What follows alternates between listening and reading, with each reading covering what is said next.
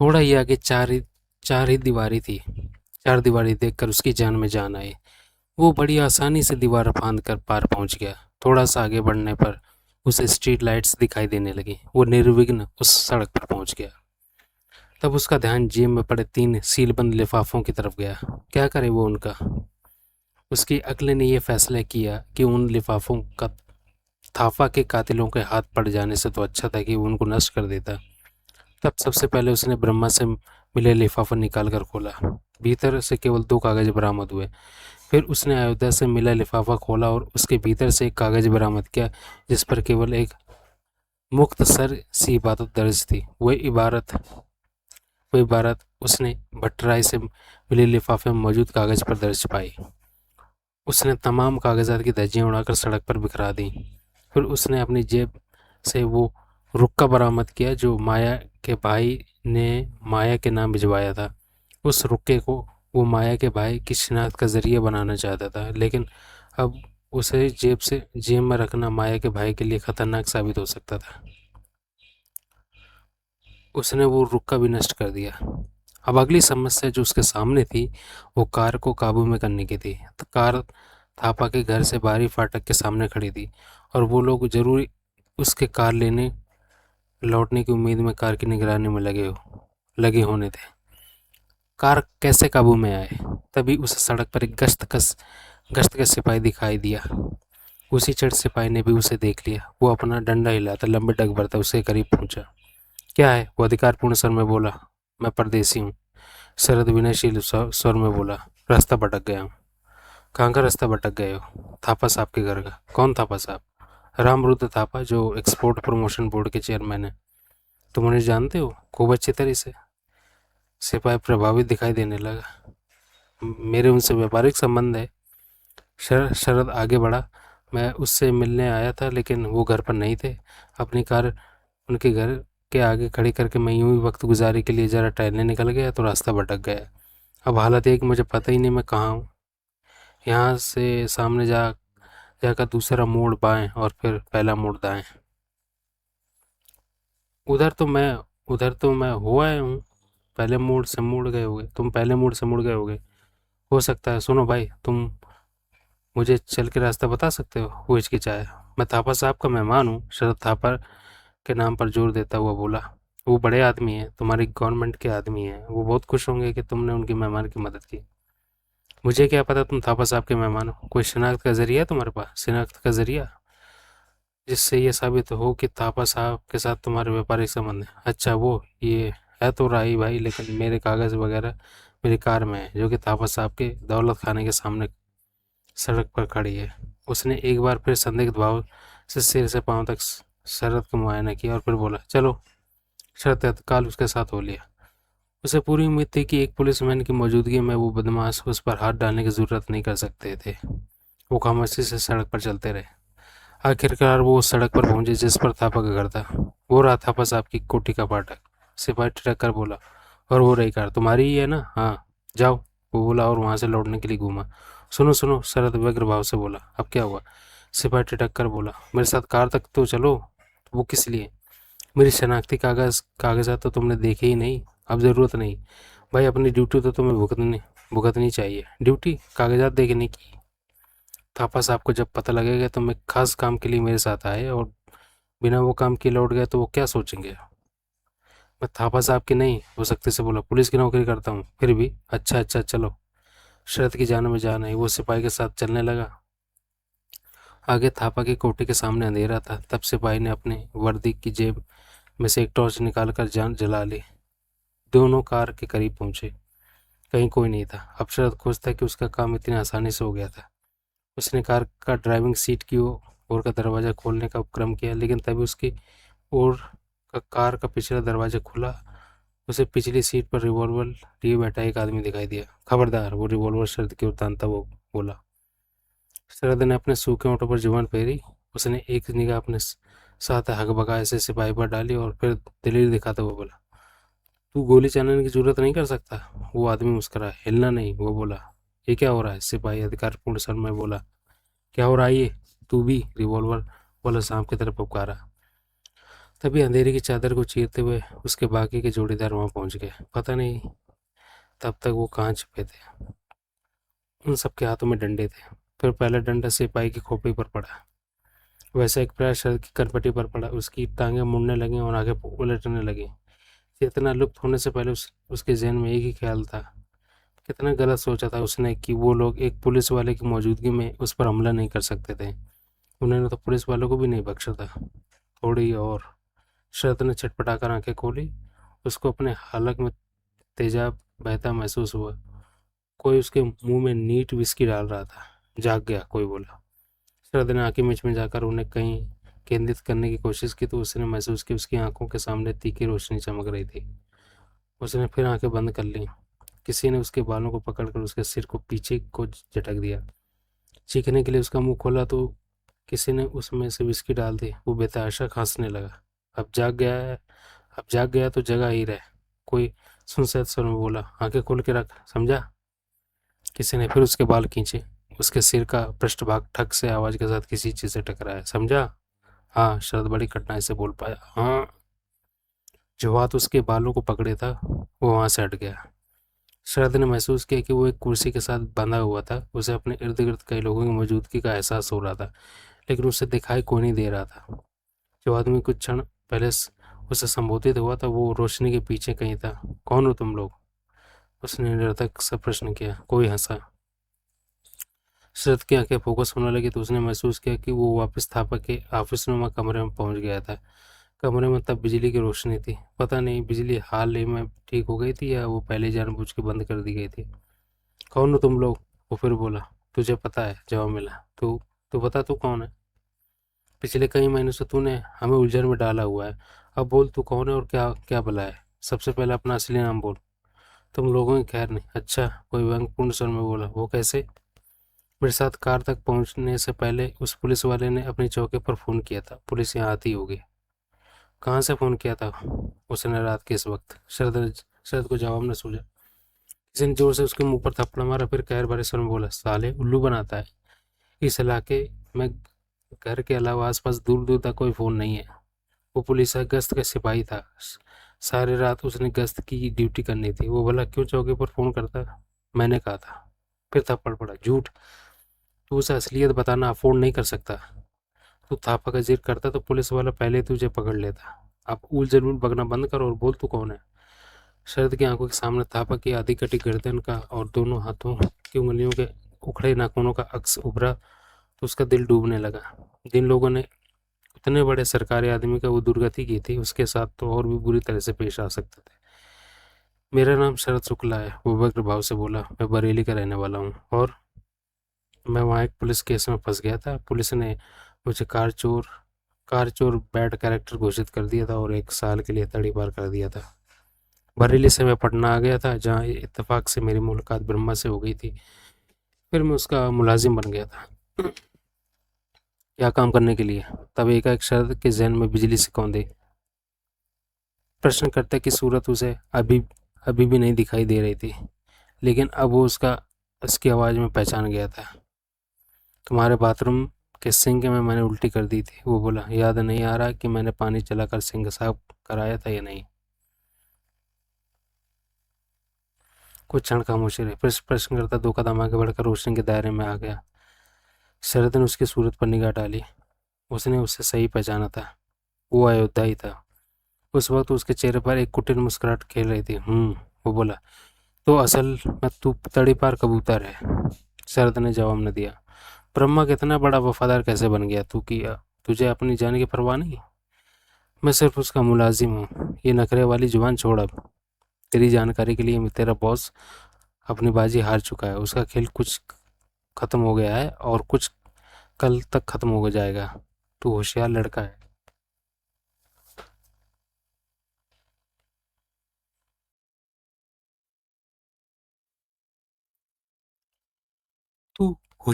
तू होशियार लड़का है, इसलिए मैं तुझे एक बड़ी भली ऑफर देता हूँ।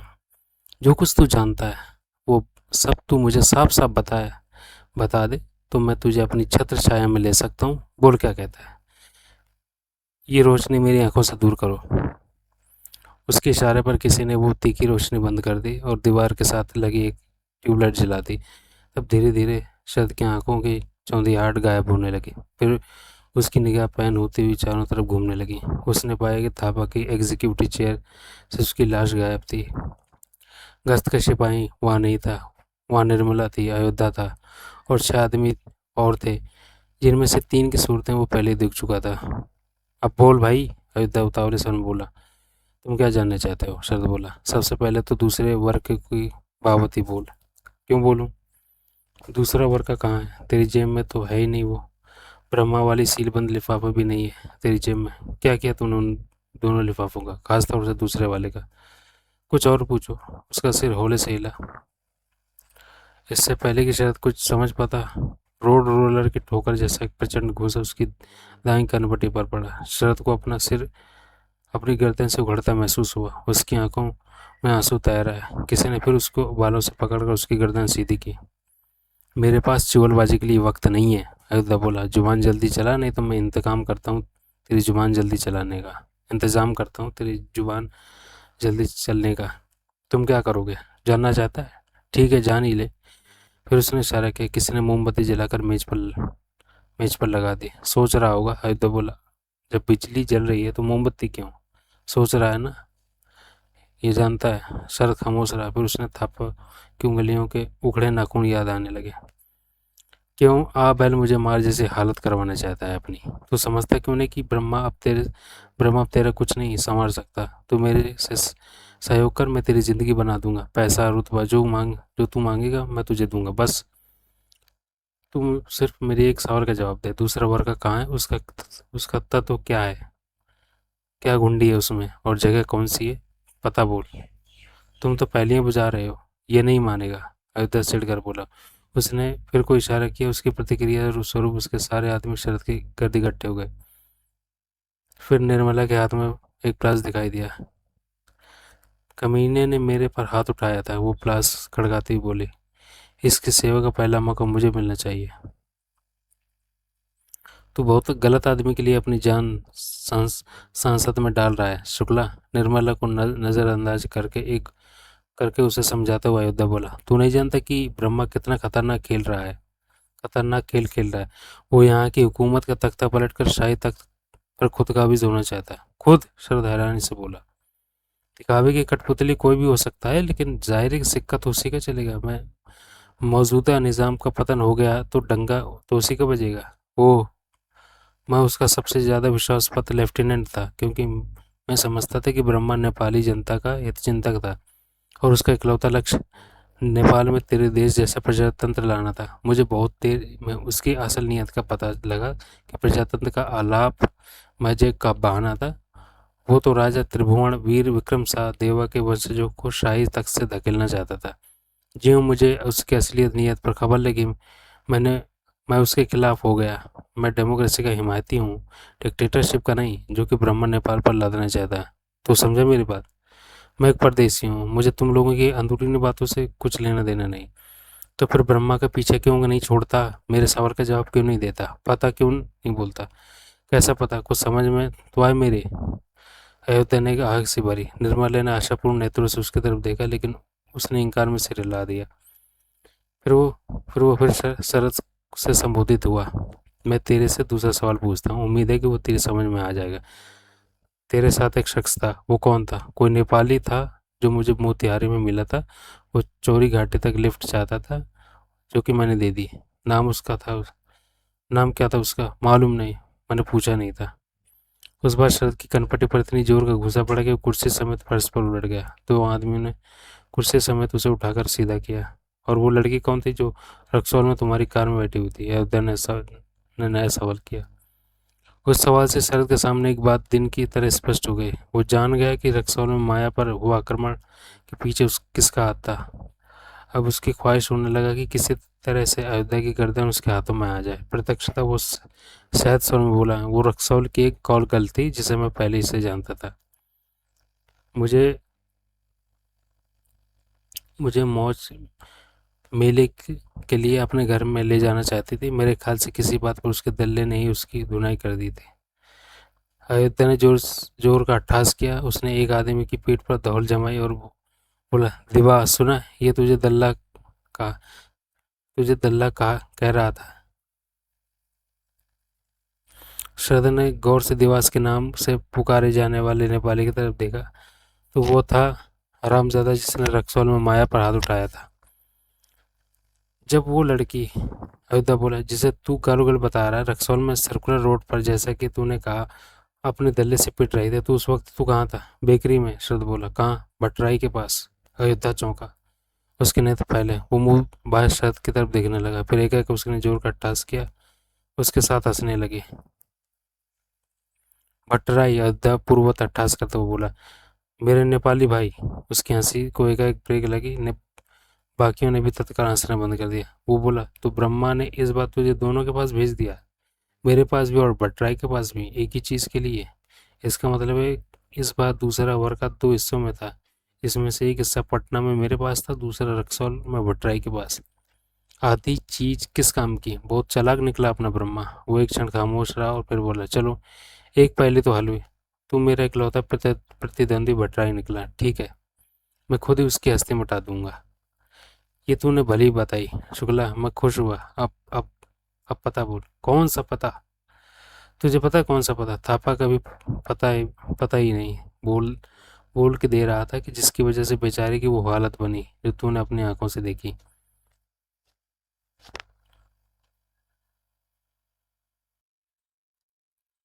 तुझे पता है कौन सा पता? थापा भी पता ही नहीं बोल थापा भी पता ही नहीं बोल के दे रहा था जिसकी वजह से बेचारे की वो हालत बनी जो तूने अपनी आंखों से देखी। अब तेरी क्या मर्जी, अपनी भी वही हालत करवाना चाहता है?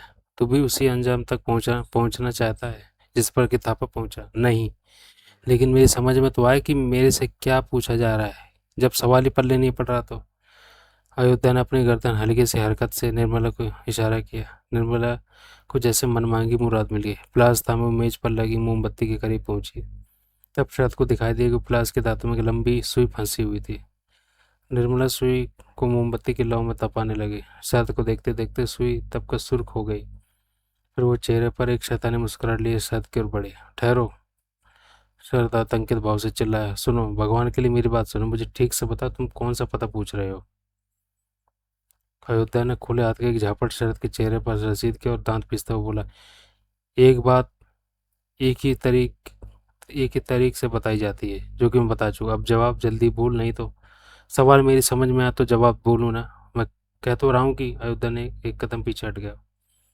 वो निर्मला के लिए पर्याप्त पर्याप्त संकेत था। वो आगे बढ़ी। ठहरो, सर चिल्लाया। ठहरो, सुनो।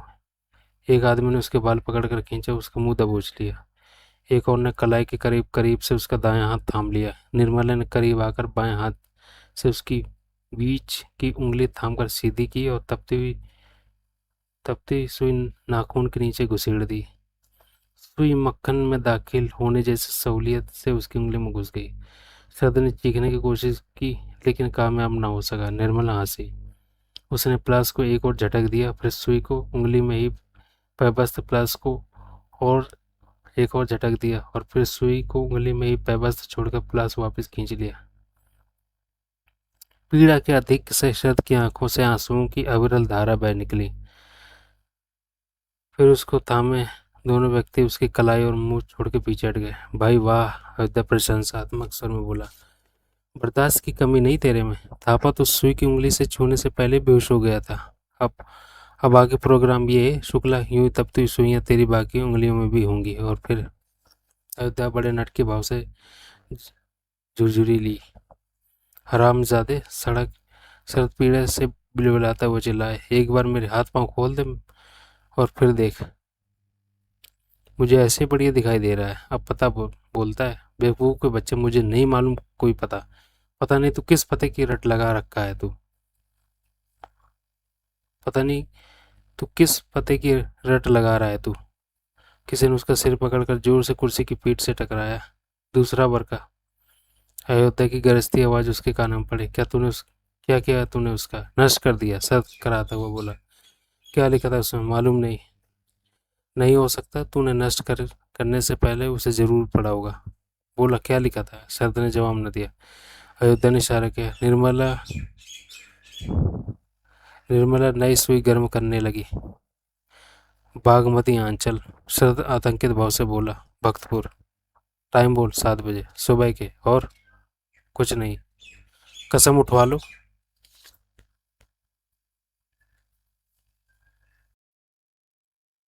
कुछ नहीं, कसम उठवा लो। तत्काल अयोध्या के चेहरे के भाव बदले। उसने हाथ के इशारे से निर्मला को रोक दिया। निर्मला के चेहरे पर ऐसी मायूसी पैदा हुई जैसे किसी बच्चे को उसके वांछित खिलौने से वंचित कर दिया गया हो। अयोध्या के चेहरे पर परम संतोष के भाव आए। खुशी से वो अपनी हथेलियां मसलने लगा। फिर शरद के करीब पहुंचा। उसका गाल तपतपाते हुआ बोला, जीता रहे बेटा। फिर वो अपने साथियों की तरफ घूमा। सुनो भाइयों, ब्रह्मा के इंकलाब का आगाज भक्तपुर से होगा। बेवकूफ़ ब्रह्मा, जिसने मेरे को इतना कुछ जान लेने दिया, इसका इंकलाब अब भक्तपुर में भोर के साथ शुरू होगा और भोर के साथ ही खत्म हो जाएगा। वो समझदार होगा तो अब अपनी रंडियों से गई बीती को लेकर कहीं गायब हो जाएगा। अब अज्ञातवास में उसकी गति है। खुशी से हाथ मसलते उसने एक जोर का टास किया और बोला, अब नेपाल में इंकलाब आएगा, उसे अयोध्या लाएगा। वो अयोध्या का इंकलाब होगा। अयोध्या उन इंकलाबियों की फौज का रहनुमा बनेगा जो ब्रह्मा ने खड़ी की थी। अयोध्या नेपाल से बादशाह खत्म करेगा, डेमोक्रेसी लाने के लिए, ना कि नया बादशाह नेपाली जनता की छाती पर ला बिठाने के लिए। अयोध्या नेपाली रिपब्लिक का पहला राष्ट्रपति होगा। दिवास तत्काल एक फौजी की तरह टेंशन हुआ। फौरन भक्तपुर कूच की तैयारी करो। निर्मला और बाकी लोग मेरे साथ जाएंगे। बियांगी और बाकी लोग मेरे साथ जाएंगे। बियांगी और भंडारी यहीं रुकेंगे। मेरा क्या होगा? शरद बोला। तेरा क्या होगा? दासा सोच। कमाने कमीने, धोखेबाज। पहले तूने ब्रह्मा को धोखा दिया, अब मुझे भी धोखा दे रहा है। बच्चे, तेरी किस्मत तुझे धोखा दे रही है, हरामजादे। तब अयोध्या क्रोध से तिलमिला उठा। वो जमीन रौंदता हुआ शरद के करीब पहुंचा। उस पर लात घूंसों की बारिश करने लगा। पता नहीं कब शरद की चेतना लुप्त हो गया। फिर पता नहीं कब उसे होश आया। उसने कराहते हुए आंखें खोली और महसूस किया टखनों के करीब से उसके पांव बंधे हुए थे। छत से एक शेड वाला बिजली का बल्ब लटक रहा था, जिसकी रोशनी उस जगह के चारों कोनों में नहीं पहुंच रही थी। फिर पहले उसे उसी से एहसास हुआ कि वो जगह थापा का ऑफिस नहीं था और उसे लगा कि वो कोई गोदाम सा था। जरूर थापा की इमारत के तहखाने में था। फिर उसने तवज्जो अपने पैरों पर गई। ये देखकर उसे तनिक राहत महसूस हुई कि उसके जूते उसके पैरों में मौजूद थे। उसकी आंखें नीम अंधेरे की अभ्यस्त हुई तो उसने पाया कि अयोध्या के 2 चमचे एक छोटी सी मेज पर आमने सामने बैठे ताश खेल रहे थे। उनमें से एक को शरद ने तत्काल पहचाना। वो भंडारी था। अब क्योंकि अयोध्या ने भंडारी और बियांगी को पीछे रुकने को कहा था, इसका मतलब है कि दूसरा जन्म बियांगी था। दोनों सिगरेट पी रहे थे। मेज पर एक कोने में एक एस्ट्रे पड़ी थी। फिर एस्ट्रे के करीब शरद को एक चीज और भी दिखाई दी, रिवॉल्वर। उसने अपने पांव और कलाइयों को उमेट कर अपने बंधन आजमाया तो महसूस किया कि वो बहुत मजबूत थे, यूं टूटने वाले नहीं थे। तब उसे अपनी पीठ पीछे किसी की मौजूदगी का आभास हुआ। उसने घूम कर देखा तो पाया कि उससे थोड़ी दूर उस जैसी हालत में वो गश्त का सिपाही पड़ा था जो उसके साथ उन लोगों के आक्रमण का शिकार हुआ था।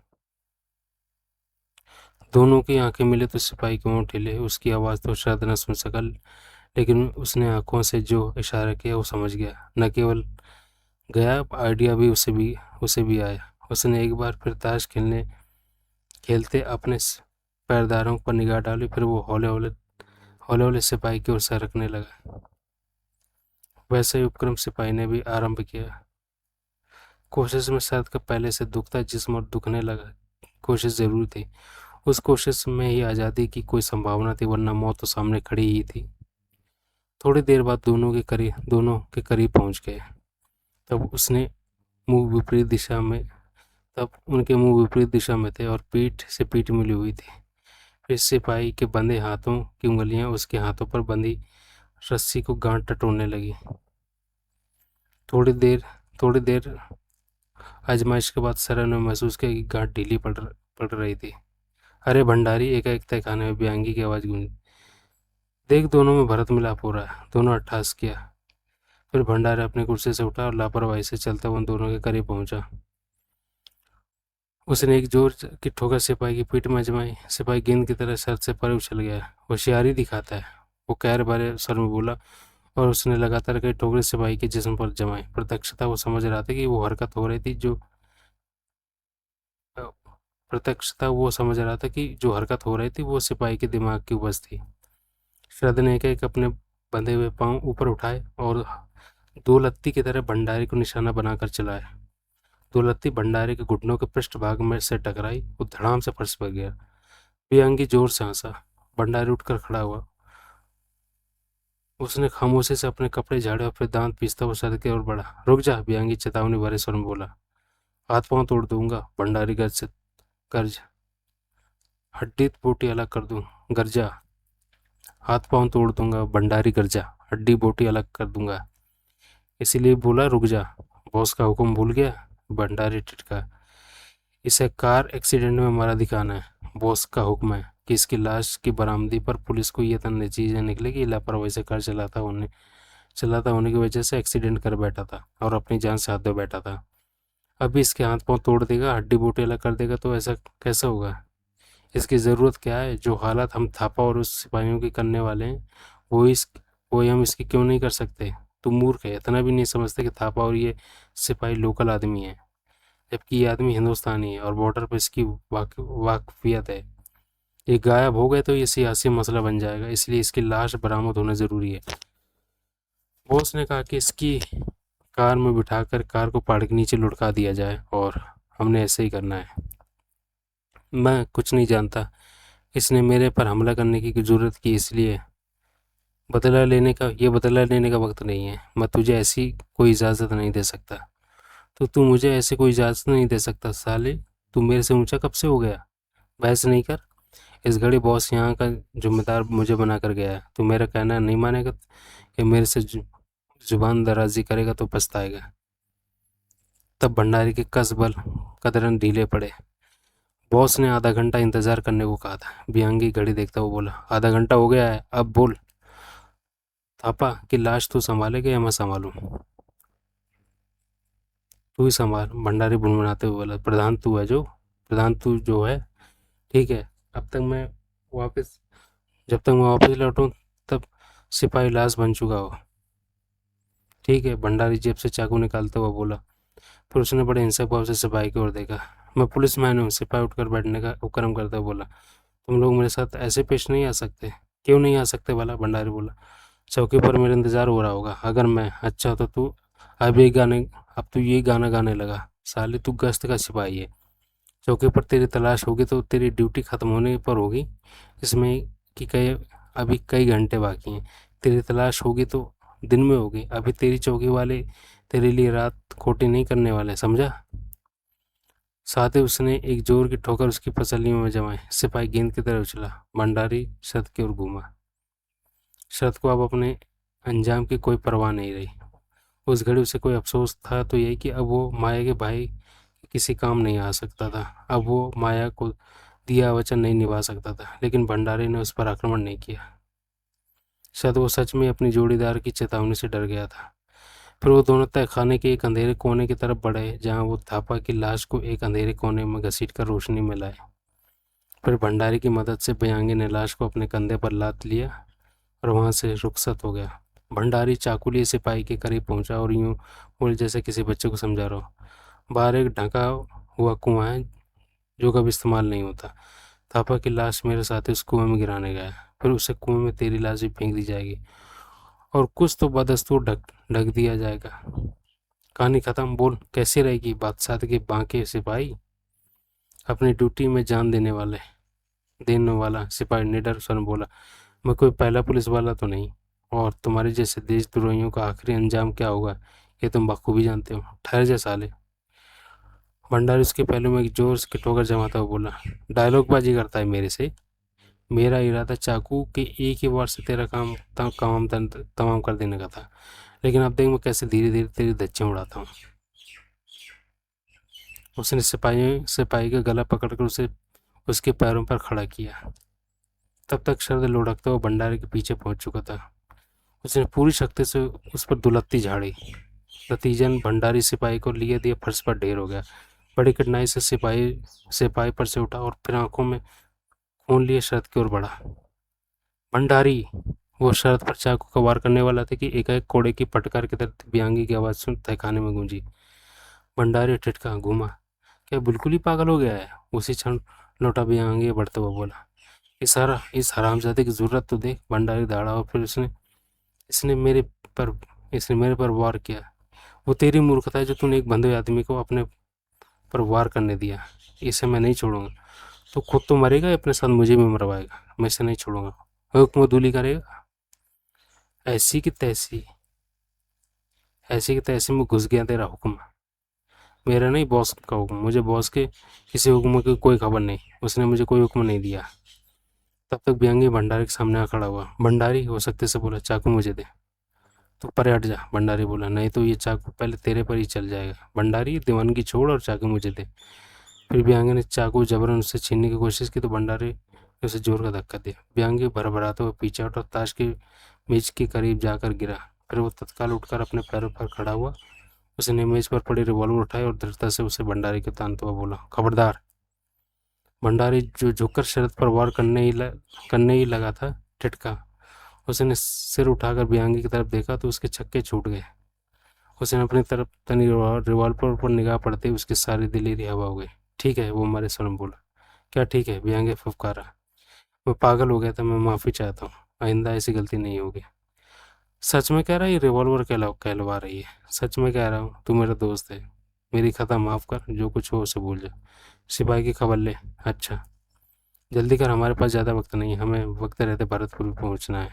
ठीक है। भंडारी चाकुलिया दृढ़ता कदम से सिपाही की ओर बढ़ा। बियांगे ने रिवॉल्वर अपनी जेब में रख ली। भंडारी ने सिपाही पर झुककर वार करने के लिए चाकू वाला हाथ ऊपर उठाया। उसका हाथ नीचे गिरने से पहले एक फायर हुआ और भंडारी की कनपटी में एक सुराग दिखाई देने लगा। वो पछाड़ खाकर सिपाही के पहलू में जा गिरा। बियांगे ने हड़बड़ाकर रिवॉल्वर वापस अपने हाथ में लेने की कोशिश की तो जैसे उस पर पार टूट पड़ा। वो धड़ाम से फर्श पर गिरा और गिरा ही रह गया। फिर आगंतुक आक्रमणकारी ने रोशनी के दायरे में कदम रखा। वो अष्टभुजा था। उसके हाथ में उसकी धुआं उगलती पिस्तौल थी और वो दांत निकाल कर हंस रहा था। उस घड़ी शरद की बदसूरत शक्ल बहुत ही हसीन लगी। कैसा है सियाने? अष्टभुजा बोला। सलामत हूँ, शरद बोला। तू एन मौके पर आया।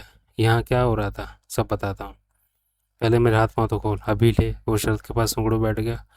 उसको परे को उसने परे को पलट कर उसके हाथ से लिफ्टी रस्सी को गांठ खोलने का उपक्रम करने लगा। कैसे पहुंचा यहाँ? शरद ने पूछा। साइकिल पर, अष्टभुजा बोला। साइकिल पर? चोरी की साइकिल पर। वो भी किस्मत ही थी कि हाथ लग गई। 9 किलोमीटर बारिश में साइकिल चलाकर यहाँ पहुंचा। रास्ते में एक पहिया पंचर हो गया, फिर भी चलाता रहा। तो मुझे शोर ना आता तो मेरी इतनी दुर्गति होती। बोल शाने। तू पहले रस्सी खोल। खोल रहा हूँ, पर ये खुले तो यहाँ कहीं एक चाकू होगा। ढूंढ। अच्छा। चाकू जल्दी अष्टभुजा को दिखाई दे गए। फिर वो उसकी सहायता से रस्सियाँ काटने लगा। शरद बंधन मुक्त हो गया तो उसने अपना दायां हाथ अष्टभुजा की तरफ कर दिया और बोला, सुई निकाल। सुई? अष्टभुजा हड़बड़ाया। बीच की उंगली में से। हे भगवान, क्या हुआ? एक लंबी कहानी है, तो सुई निकाल। अष्टभुजा ने उसकी उंगली से नाखून के नीचे सुई खींची तो शरद की चीख निकल गई। किसने इतना जुल्म किया तेरे पर? अष्टभुजा से कार्यवाही स्वर में बोला। श्याने, तू मुझे उसका पता बता। मैं छोड़। शरद ने उसे टोका। ये बता कि कैसा पहुंचा? और कहाँ पहुंचता? जब तू हमेशा यहाँ आता था तो अभी यहीं आ, यहीं आता। फिर बाहर ड्राइववे में कार खड़ी है। ड्राइववे में? इमारत के ऐन सामने। मैंने तो उसे बाहर सड़क पर छोड़ा था। अब वो अंदर है। तू कब से यहाँ है? बड़ी देश है। मेरे सामने कई लोग एक कार पर सवार होकर यहाँ से गए गए थे। उसके बाद मैंने भीतर आने की कोशिश की थी, लेकिन सारे खिड़कियां दरवाजे मजबूती से बंद थे। फिर ये आदमी एक लाश उठाए बाहर निकला। जब ये खाली हाथ वापस लौटा तो दरवाजे बंद करके नहीं गया। तब मैं इसके पीछे पीछे यहाँ आ गया। तू बहुत मौके पर आया अष्टभुजा। सिपाही की जान तो बची तेरी वजह से। सिपाही यहाँ क्या कर रहा था? वो भी एक लंबी कहानी है। अब उसका क्या होगा? वो मैं खुद बताता हूँ। दोनों चौंक कर पीछे दे चौंके दोनों ने चौंक कर पीछे देखा। पीछे अष्टभुजा के ऐन पीछे सिपाही सिपाही खड़ा था। उसके हाथ पांव अभी भी बंधे हुए थे, लेकिन वो किसी तरह से अपने पैरों पर खड़ा होने के कामयाब हो गया था। और उस घड़ी उसके बंधे हाथ में रिवॉल्वर था, जिसकी नाल अष्टभुजा की गर्दन से 2 इंच दूर थी। हथियार फेंक दो, उठ के खड़े हो जाओ, सिपाही करके स्वयं बोला। मैं तुम दोनों को गिरफ्तार करता हूँ। शरद के हाथ पांव तब तक खुल चुके थे। वो लड़खड़ाता सा उठ के खड़ा हो गया। अष्टभुजा भी उठा। सिपाही उनसे 3 कदम पीछे हट गया। हथियार फेंको, साले नाशुक्रे, अष्टभुजा बोला। मैं गोली चला दूंगा। अष्टभुजा ने चाकू और पिस्तौल फेंक दी। रस्सी संभालो और इधर बेहोश पड़े आदमी के मुश्कें कसो। तू किसकी तरफ है भाई? शरद बोला। सुना नहीं? अरे हमने तेरी मदद की, तेरी जान बचाई, तू हमारे ही गले पड़ रहा है। सुना या नहीं? तेरे पास रिवॉल्वर कहाँ से आई? बकवास बंद। देख मेरे भाई, हम परदेसी हैं और अभी उल्टे पांव अपने वतन वापस चले जाएंगे। हमने किसी का क्या बिगाड़ा है? हमने कोई कानून नहीं तोड़ा। अपराधी तो ये है दोनों, जिनमें से एक मरा पड़ा है और एक बेहोश है। तू हमें जाने दे और भूल जा हमारा कोई अस्तित्व था। तुम दोनों अपराधी हो। इस मोटे ने मेरी आंखों के सामने एक आदमी का खून किया है। तेरी भलाई के लिए, तेरी जान बचाने के लिए अपना बयान चौकी में चल के देना। मेरी जेब में 6,000 रुपये हैं। मुझे मालूम है। मालूम है? कैसे मालूम है? जब इन लोगों ने तुम्हारी तलाशी ली थी तब मैं होश में था। इन्होंने तुम्हारी जेब का सामान जैसे जैसे निकाला था वैसे वापस रख दिया था, ताकि वो एक्सीडेंट स्वाभाविक लगता, जो कि ये तुम्हारा कराने का इरादा रखते थे। इन्होंने मेरा सामान जेब से निकाल कर वापस रख दिया था। तो दूसरा काम ना करना। रिश्वत देता है? नहीं, नजराना। रिश्वत को नजराना कहता है। रिश्वत तो रिश्वत ही सही। साले सारी दुनिया के पुलिस रिश्वत लेते हैं। तो आसमान से टपका है? तेरी ये औकात ज़्यादा है या ज़्यादा है तो साफ बोल। हम और रकम का इंतजाम कर देते हैं। तुम दोनों रस्सी उठाते हो या मैं गोली चलाऊं? अच्छा अच्छा, उठाते हैं। दोनों नीचे झुके तब एक फायर हुआ और एक गोली सनसनाती हुई उनके सिरों के ऊपर से गुजर गई। दोनों ने तत्काल स्वयं को जमीन पर गिरा दिया और घबरा कर उस दिशा में देखा जिधर से गोली चली। गोली बियांगी ने चलाई थी। पता नहीं कब उसे होश आ गया था और वो जमीन पर एक कंधे के बल लेटा पड़ा अपनी रिवॉल्वर से गोलियां चला रहा था।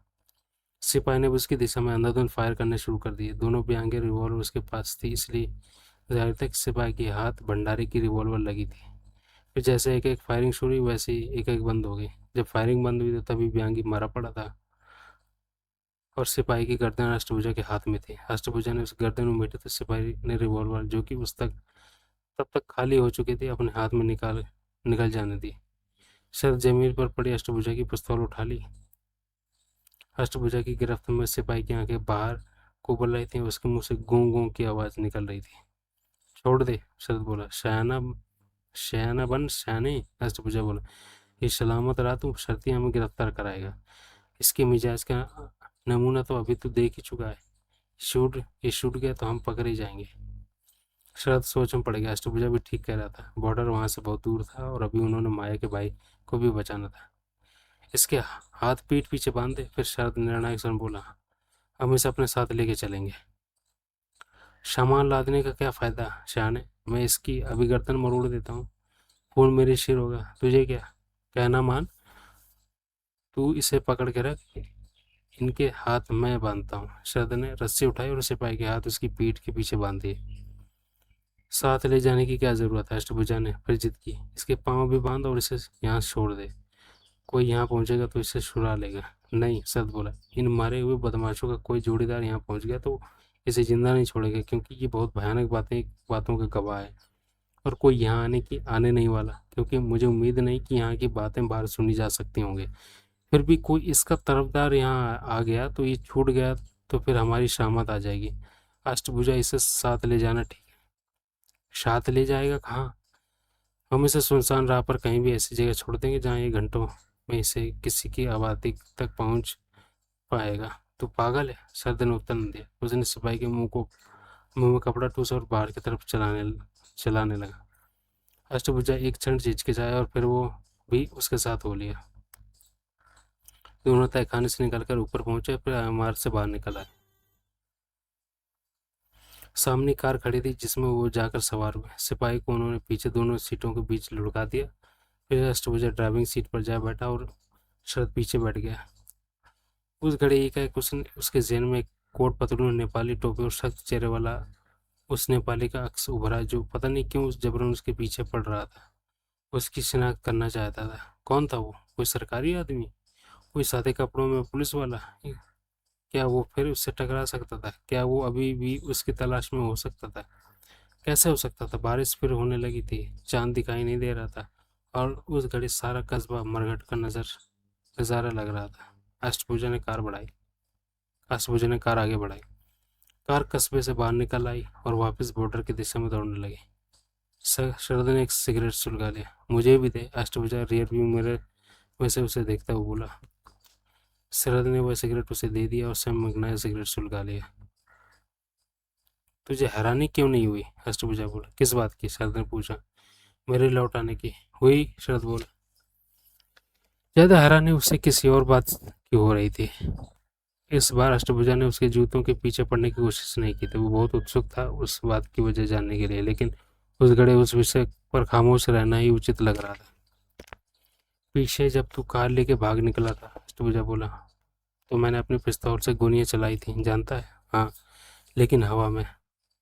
मैंने पिस्तौल का तेरी तरफ रुख नहीं किया था। मेरा यकीन मान सयाने, मुझे यकीन है। आखिर तू मेरा यार है। अब छोड़ ये किस्सा, ड्राइविंग की तरफ ध्यान दे वरना एक्सीडेंट हो जाएगा। अष्टभुजा खामोश रहा। सुन, एक एक शब्द आगे झुककर उसकी गर्दन के मुंह ले जाता वो बोला। बोल शाने। मैं अभी भी वही जूते पहने हुए हैं, तूने देखा? देखा, लेकिन अब वो किस्सा खत्म। मेरी तरफ से खत्म सही, लेकिन अब तू मैं शुरू कर देता हूँ। अष्टभुजा जूते दो हैं, हम आदमी भी दो हैं। क्या समझा? तूने हीरे दिए नहीं? किसको देता? जिसे देने आया था वो तो मेरे पहुंचने से पहले मर पड़ा था। ओह, अब बोल क्या कहता है? पटना पहुंच कर एक जूता बांट लें? तो हिंदुस्तान नहीं लौटना चाहता था तो यहीं? नहीं, दंड स्वरूप बोला। अब उस बात का जिक्र भी न करना मेरे सामने। दिल से कह रहा है? हाँ। अगर हम सलामत पटना पहुंचे तो तुझे 1 लाख रुपया दूंगा। सुना? सुना। पहले 50 कह रहा था, अब 1 लाख कह रहा। पैसा आएगा कहाँ से तेरे पास? अब पूछ रहा है कि पैसा कहाँ आएगा, कहाँ से आएगा? पहले कहने पर नहीं पूछ रहा था कहाँ से आएगा। ब्रह्मा देगा? इस काम के बाद उसने मुझे 2 लाख रुपए बतौर बोनस देने का वादा किया है। वो बोनस हम दोनों का यार आधा आधा बांट लेंगे। अब बोनस देगा वो? काम तो उसका हो ही नहीं। बस मेरी क्या गलती? मैं तो थापा तक पहुंचा या नहीं पहुंचा? मैंने अपना काम ठीक किया है, जान जोखिम में डालकर अपना काम ठीक किया है। मैंने अपना फेरा ठीक लगाया। अब उसका काम नहीं हुआ तो ये उसकी किस्मत है। बहुत कर रहा है तू इस बार। फिर शायद ने असहाय भाव से कंधे झटका और पीछे सीट पर ढेर हो गया। तभी एक रियर व्यू मिरर के जरिए केवल एक क्षण के लिए उसकी निगाह अष्टभुजा से मिली। वो चौंका। गाड़ी रोक, वो फिर बोला। क्या क्या? गाड़ी रोक? क्यों रोक? उसने गाड़ी रोकी। शरद ने डोम लाइट जलाई और दोनों के हाथ बढ़ाकर उसकी गर्दन जबरन अपनी ओर घुमाई। अष्टभुजा का मोटा भद्दा चेहरा आंसुओं से तर था। रोता है? शरद बोला। मरते हुए का बच्चा होकर रोता है? शान है। अपने रुंधे गले से वो बड़ी मुश्किल से बोल पाया। मैं तेरा खतावार हूँ। मैं अपनी करतूत से शर्मिंदा हूँ। क्या कह रहा है तू? मेरे समझ में कुछ नहीं आ रहा। तू सब समझ रहा है। तेरे जैसा राजा आदमी दुनिया में दूसरा नहीं। मैंने तुझे धोखा दिया और मुझे अपने बोनस में से हिस्सा ऑफर कर रहा है। मैंने तेरे लिए हीरे छीनने की कोशिश की और तो वो तेरे ऊपर सवार एक वक्ती जुनून था। शरद मन ही मन फीफी नाम जादूगरनी को याद करते हुए बोला। जो गुजर गया, हम यार थे, हम यार हैं, हम यार रहेंगे, समझा? लेकिन मैं दगाबाज। अब तो भूल जाओ किस्सा। तू दगाबाज होता तो क्या थापा के घर में एक एन मौके पर पहुंचकर मेरी जान बचाता। तू चाहता वहां मेरे समेत सबको शूट कर के जूते लेकर चलता बनता, लेकिन क्या तूने ऐसा किया? क्या तूने ऐसा किया? उसने इनकार में सिर हिलाया। करने का ख्याल भी किया उसने, फिर इनकार में सिर हिलाया। तो अब आंसू पहुंच, मर्द का बच्चा बन और गाड़ी आगे बढ़ा। मंजिल खोटी हो रही है। क्या भूल गया कि हमें टाइम लिमिट पर कहीं पहुंचना है? उसने आंसू पहुंचे लेकिन गाड़ी आगे न बढ़ाई। अब क्या हुआ? शरद बोला। पहले बोल, तूने मुझे माफ किया? अष्टभुजा बोला। पागल बोल। अच्छा बाबा माफ किया दिल से। हाँ दिल से। उसने चैन की एक गहरी सांस ली और बोला लाइट बंद कर। शरद ने डोम लाइट बुझा दी। गाड़ी फिर सुनसान सड़क पर दौड़ने लगी। बारी बदस्तूर हो रहे थे। उसके थपेड़े कार की विंड स्क्रीन पर पड़ रहे थे। यह अष्टभुजा का यह हौसला था कि वो ऐसे मौसम पर कार चला पा रहा था। सिपाही को उन्होंने पीछे एन उस स्थान पर गाड़ी से उतार दिया था जहाँ की अष्टभुजा ने शरद के जूते छीनने की कोशिश की थी। उस घड़ी वो चौड़ी घाटी और अमलेखगंज के बीच में थे। श्यान वो बोल जो बात अष्टभुजा अब तक 10 बार कह चुका था। उसने फिर वही कही। उस सिपाही से अभी भी मेरा जी डर रहा है। तो छोड़ना वो कैसा है? शरद तनिक चिड़े से बोला। उसे सलामत छोड़ना गलती थी। खामा खा का खून खराबा मुझे पसंद नहीं। अरे अरे जो करना था मैं करता। तेरे मेरे में कोई फर्क नहीं है। अगर उसे कोई कोई मिल गया तो अगर उसे कोई मिल गया तो कौन मिल जाएगा? कहाँ से मिल जाएगा? कैसे मिल जाएगा इतनी तूफानी रात में? कहीं परिंदा तक वो पर मार नहीं रहा। सारे रास्ते सड़क पर आती हमें कोई दूसरी गाड़ी तक नहीं मिली। हम ही अक्ल के अंधे हैं जो इस तूफानी रात में प्रेतों की तरह विचार कर रहे हैं। वो कहीं पैदल पहुंच गया तो 9-10 किलोमीटर चले बिना वो कहीं पैदल नहीं पहुंच सकता। फिर भी कोशिश करेगा तो कल तक ही पहुंचेगा। देख लेना वो किसी पेड़ के नीचे दुबकर रात काटने का सामान कर रहा होगा। कम से कम बारिश बंद होने से पहले वो यहाँ से तो नहीं हिलने का। वो पुलिस वाला उसे खराब मौसम में काम करने का अभ्यास होगा। तो कर ले अभ्यास। जब तक वो किसी पुलिस चौकी पर पहुंचेगा तब तक हम पटना में होंगे। बॉर्डर से पार तो यकीनन होंगे। अष्टभुजा चुप हो गया। शरद ने घड़ी देखी तो पाया आधी रात को होने में सिर्फ 10 मिनट बाकी थे। वो सोचने लगा अगर वो एन 12 बजे निर्धारित स्थान पर पहुंच ना पाए तो नकुल वहां और इंतजार करेगा या नहीं? करना तो चाहिए। वो भी तो देख रहा होगा कि मौसम किस कदर खराब हो गया था। ऐसे मौसम में देर सवेर हो जाना मामूली बात थी और फिर खराब मौसम तो उसके लिए अच्छा ही था। हम अमलेखगंज पहुंच रहे हैं। एकाएक अष्टभुजा बोला। अमलेखगंज में काल भैरव का सुहा काला भूत कहाँ है? मालूम है। वहीं पहुंच। जब वो दिखाई देने लगे तो कार की रफ्तार बहुत कम कर लेना और एक दो बार डिपर मारना। समझ गया? हाँ। तेरे छोकरी का भाई वहाँ होगा? उम्मीद तो है। नहीं होगा तो 10 मिनट बाद एक चक्कर लगाएंगे और फिर नहीं मिलेगा तो अपनी राह लगेंगे। ठीक ठीक। कार बस्ती में दाखिल हुई तो उसने उसकी रफ्तार कम कर दी। दो बकरियां ठंड से कांपती मिमियाती कार के आगे से गुजरी। संभाल के। शरद आशंकित स्वर में बोला। चुपचाप बैठे सियाने। अष्टभुजा उत्कंठापूर्ण स्वर में बोला। हम काल भैरव के पास पहुंचने वाले हैं। हेडलाइट बंद कर दे। पार्किंग लाइट जलती रहने दे। उसने आदेश का पालन किया। शरद ने पीछे एक खिड़की का शीशा नीचे गिराया और बाहर झांकने लगा। बारिश की फुहार उसके मुंह पर पड़ने लगी। वो आंखें फाड़ फाड़ कर बाहर अंधेरे में झांकने लगा। बस्ती में कहीं रोशनी की किरण भी नहीं थी। वो है सामने काल भैरव। अष्टभुजा एक एक बोला। गाड़ी और धीमी कर। बिल्कुल धीमी। गाड़ी फिर जैसे सड़क पर रेंगने लगी। फिर निर्देश अनुसार अष्टभुजा ने 2 बार डिपर मारा और फिर पार्किंग लाइट भी बुझा दी। फिर पता नहीं कहाँ से एक प्रेत की तरह साया प्रकट हुआ। सिर झुका दबे पांव कार की तरफ लपका। शरद ने उसकी ओर का दरवाजा खोल दिया। साया चलती कार साथ दौड़ने लगा। शरद ने दोनों हाथों से थामकर भीतर घसीट लिया और कार का दरवाजा बंद करके उसका शीशा चढ़ा लिया। अष्ट अष्टभुजा ने कार की रफ्तार बढ़ा दी। नकुल? शरद आशंकित भाव से बोला। हाँ। साया हाँफता हुआ बोला। शुक्र है आप आ गए। मैं तो उम्मीद छोड़ के बैठा था। बारिश की वजह से देर हो गई। तभी तो मैं रुका रहा। बारिश की वजह से। तुम ठीक हो? हाँ ठीक हूँ। आप शुक्ला साहब हैं? हाँ। उसकी सत्संग की निगाह अष्टभुजा की गर्दन की ओर उठी। अष्टभुजा? शरद बोला। मेरा दोस्त, तुम्हारे नेपाली भाई। ओह, यहाँ से जल्दी निकल चलिए, बहुत खतरा है। अष्टभुजा ने तत्काल कार की रफ्तार बढ़ाई। अंधेरे में शरद को सिर्फ उसके आकार का ही आभास हो रहा था जो कि माया जैसा ही था। उसकी सूरत उसे कतई दिखाई नहीं दे रही थी। अब हेडलाइट जला लूं? अष्टभुजा बोला। अभी नहीं, जवाब नकुल ने दिया। बस्ती से बाहर निकल जाने से पहले नहीं, प्लीज। ठीक है, अष्टभुजा बोला। तब एक धड़ाम की आवाज से कार किसी चीज से टकराई। सारी कार यूं हिली जैसे उलटने वाली हो। कार जैसे किसी टीले पर चढ़कर नीचे उतरी। पीछे से एक दर्द भरी कार आ उठी। अष्टभुजा ने कार रोकी और घूमकर पीछे देखा। वैसा शरद नकुल ने भी किया। पीछे किसी को कुछ नहीं दिखाई दिया। फिर कार के पहलू के एक मकान की बत्ती जली। क्या हो गया? शरद आतंकित भाव से बोला। पता नहीं, अष्टभुजा बोला। फिर कई मकानों की बत्तियां जली, कई दरवाजे खुलने लगे। निकल चलो, नकुल वैकुल भाव से बोला। भाग चलो, लगता कोई नीचे आ गया है, अष्टभुजा बोला। फिर तो जरूर ही भाग चलो, नकुल बोला। लेकिन तब भागना संभव न रहा। लोग मकानों से निकलकर कार की ओर दौड़े चले आ रहे थे। भागो, अब नहीं भाग सकते छोकरे, अष्टभुजा झुंझलाए स्वर में बोला। हम इस घड़ी भागे तो हमारा तो जो होगा सो होगा, लेकिन तेरा जरूर काम हो जाएगा। क्यों शयाने? शरद ने सहमति में सिर हिलाया।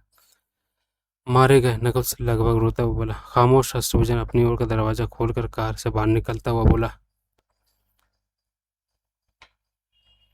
कई लोग कार की ओर बढ़े। शरद ने नकुल की गर्दन पकड़ी और जबरन कार के फर्श पर धकेल दिया। चुपचाप पड़े रहना, वो पुकारता। हिलना नहीं। वो फिर कार से बाहर निकला और वो अष्टभुजा के पीछे उस स्थान पर पहुंचे जहां भीड़ जमा हो रही थी। उन्होंने भीड़ को धकेल कर नीचे सड़क पर झांका। किसी के हाथ में एक टॉर्च थी जिसकी रोशनी नीचे पड़ रही थी। उस रोशनी में जो नज़ारा शरद को दिखाई दिया, उस उसकी उससे उसकी जान में जान आ गई। गाड़ी के नीचे आकर एक भेड़ मरी थी। भेड़? अष्टभुजा के मुंह से निकला। साली वाहियात भेड़, चल सियाने। दोनों घूमकर कार की तरफ बढ़े तो एक विशालकाय व्यक्ति उन दोनों का रास्ता रोककर खड़ा हो गया और बोला। ऐसे कैसे चले जाओगे? अष्टभुजा ने जबरन उसे परे धकेलने की कोशिश की तो वो पहलवान उसकी बांह थाम ली। हाथ हटा, अष्टभुजा सख्ती से बोला। भाग नहीं सकोगे, पहलवान बोला। हाथ हटा, भेड़ मेरी है। अष्टभुजा ने करारा घूंसे उसकी कनपटी पर रसीद किया। तत्काल पहलवान का हाथ उसकी बांह से हट गया और भरभरा कर कई लोगों की बाहों में गिरा। फिर वो संभालो मुट्ठियां बीच अष्टभुजा की ओर बढ़ा। तत्काल शरद उन दोनों के बीच में आ गया। ताव न खाओ श्रीमान, उस विनयशील स्वर में बोला। हम भेड़ की कीमत अदा करने को तैयार हैं। लेकिन वो क्रोध में ऐसा फुनफुनाता रहा कि कोई बात सुनने को तैयार ही नहीं था। उसने शरद पर घूंसा चलाया, जिस चपेट में आने से शरद बड़ी मुश्किल से बचा।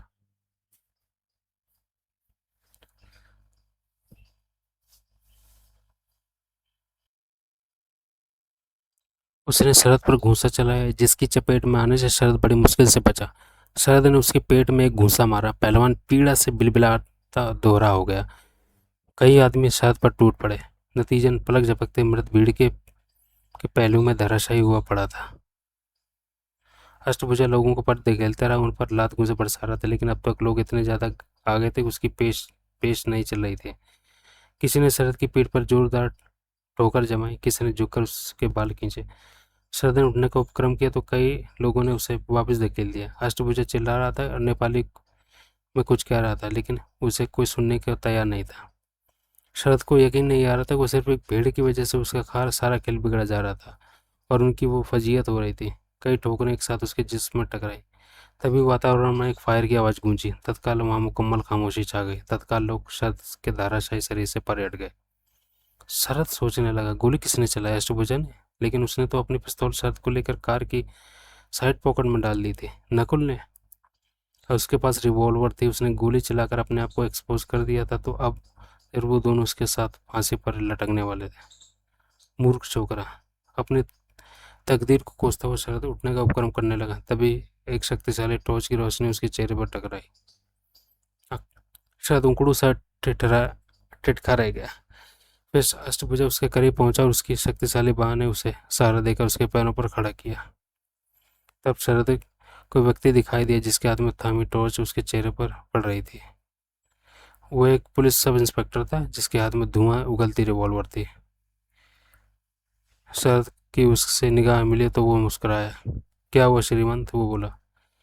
शरद को सख्ती हैरानी हुई। वो पुलिसिया उसे श्रीमंत कह रहा था, यानी कि उसकी वहाँ आमद पर पुलिसिया की वजह से नहीं थी, जिसे वो बंधे हाथों के साथ पीछे सुनसान सड़क पर छोड़ कर आए थे। कई लोग एक साथ बोलने लगे। उनमें से पहलवान सबसे ऊंचा बोल रहा था। खामोश, सब इंस्पेक्टर दहाड़ा। सब सहन कर चुप हो गए। आप बोली श्रीमंत। सब इंस्पेक्टर फिर शरद से संबोधित हुआ। क्या हुआ? गलती हमारी थी, शरद विनयशील स्वर में बोला। हम हितौरा से लौट रहे थे, जहाँ कि हम एक्सपोर्ट प्रमोशन बोर्ड के चेयरमैन के रामरुद्र थापा साहब से मिलने गए थे।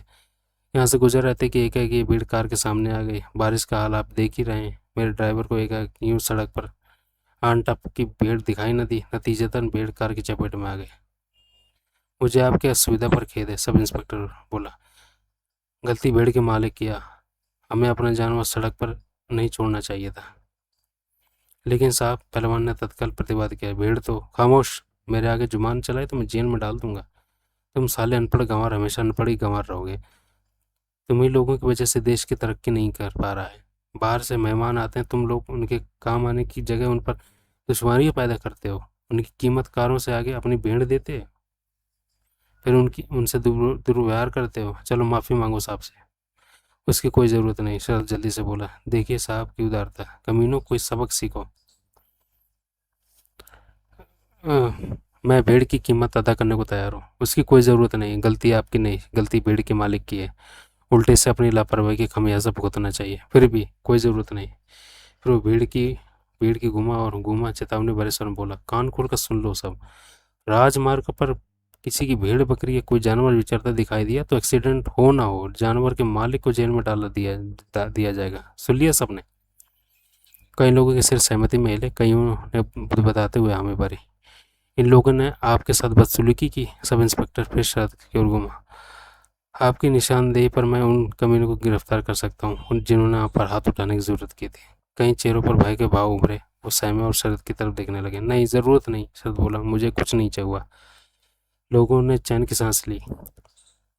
मैं इन लोगों के व्यवहार से शर्मिंदा हूँ। इन लोगों की तरफ से मैं आपसे माफ़ी मांगता हूँ।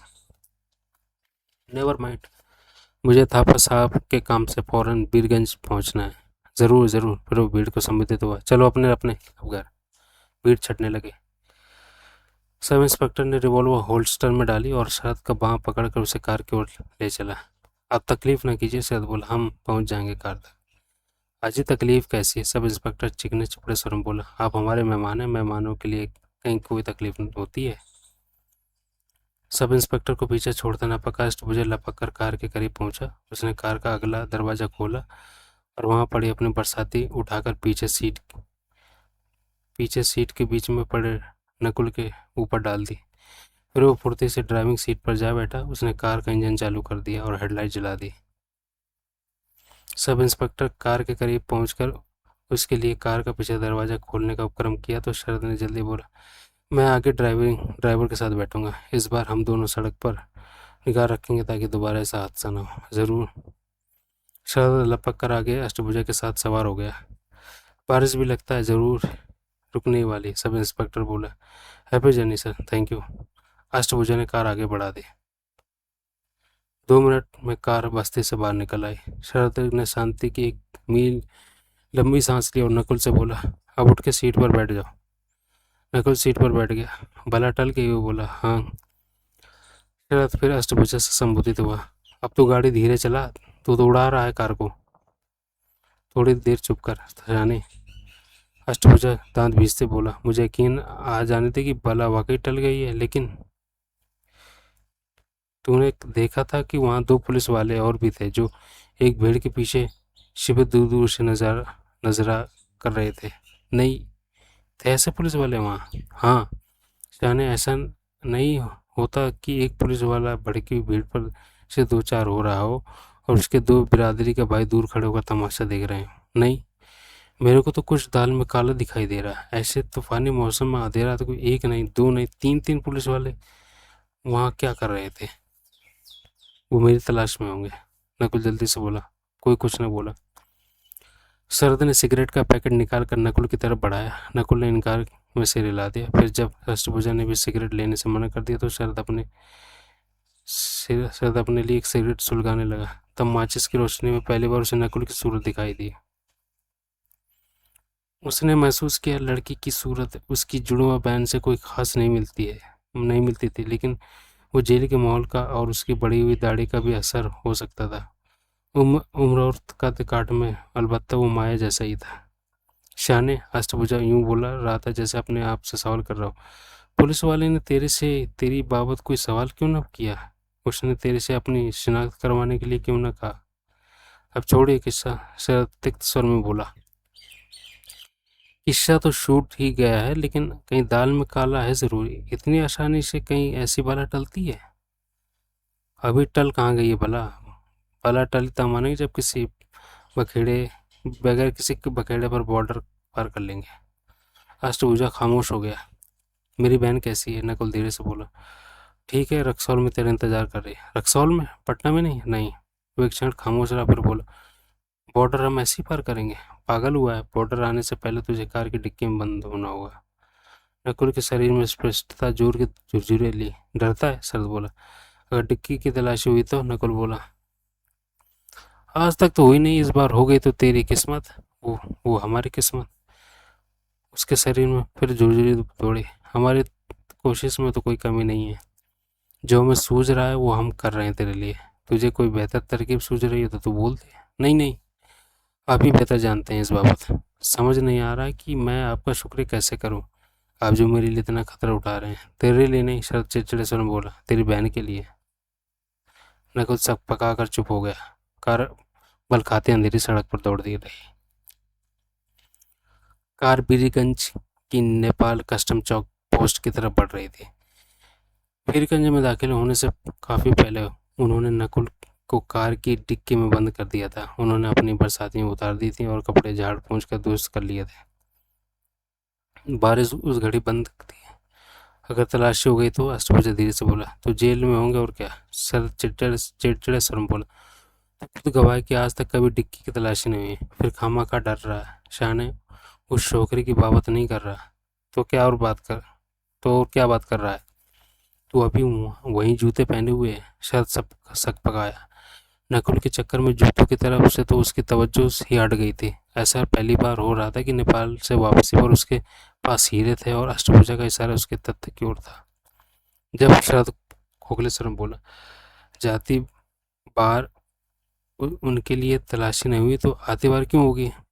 मुझे क्या पता, खामखा फिक्र में डाल दिया जूतों की याद दिला के।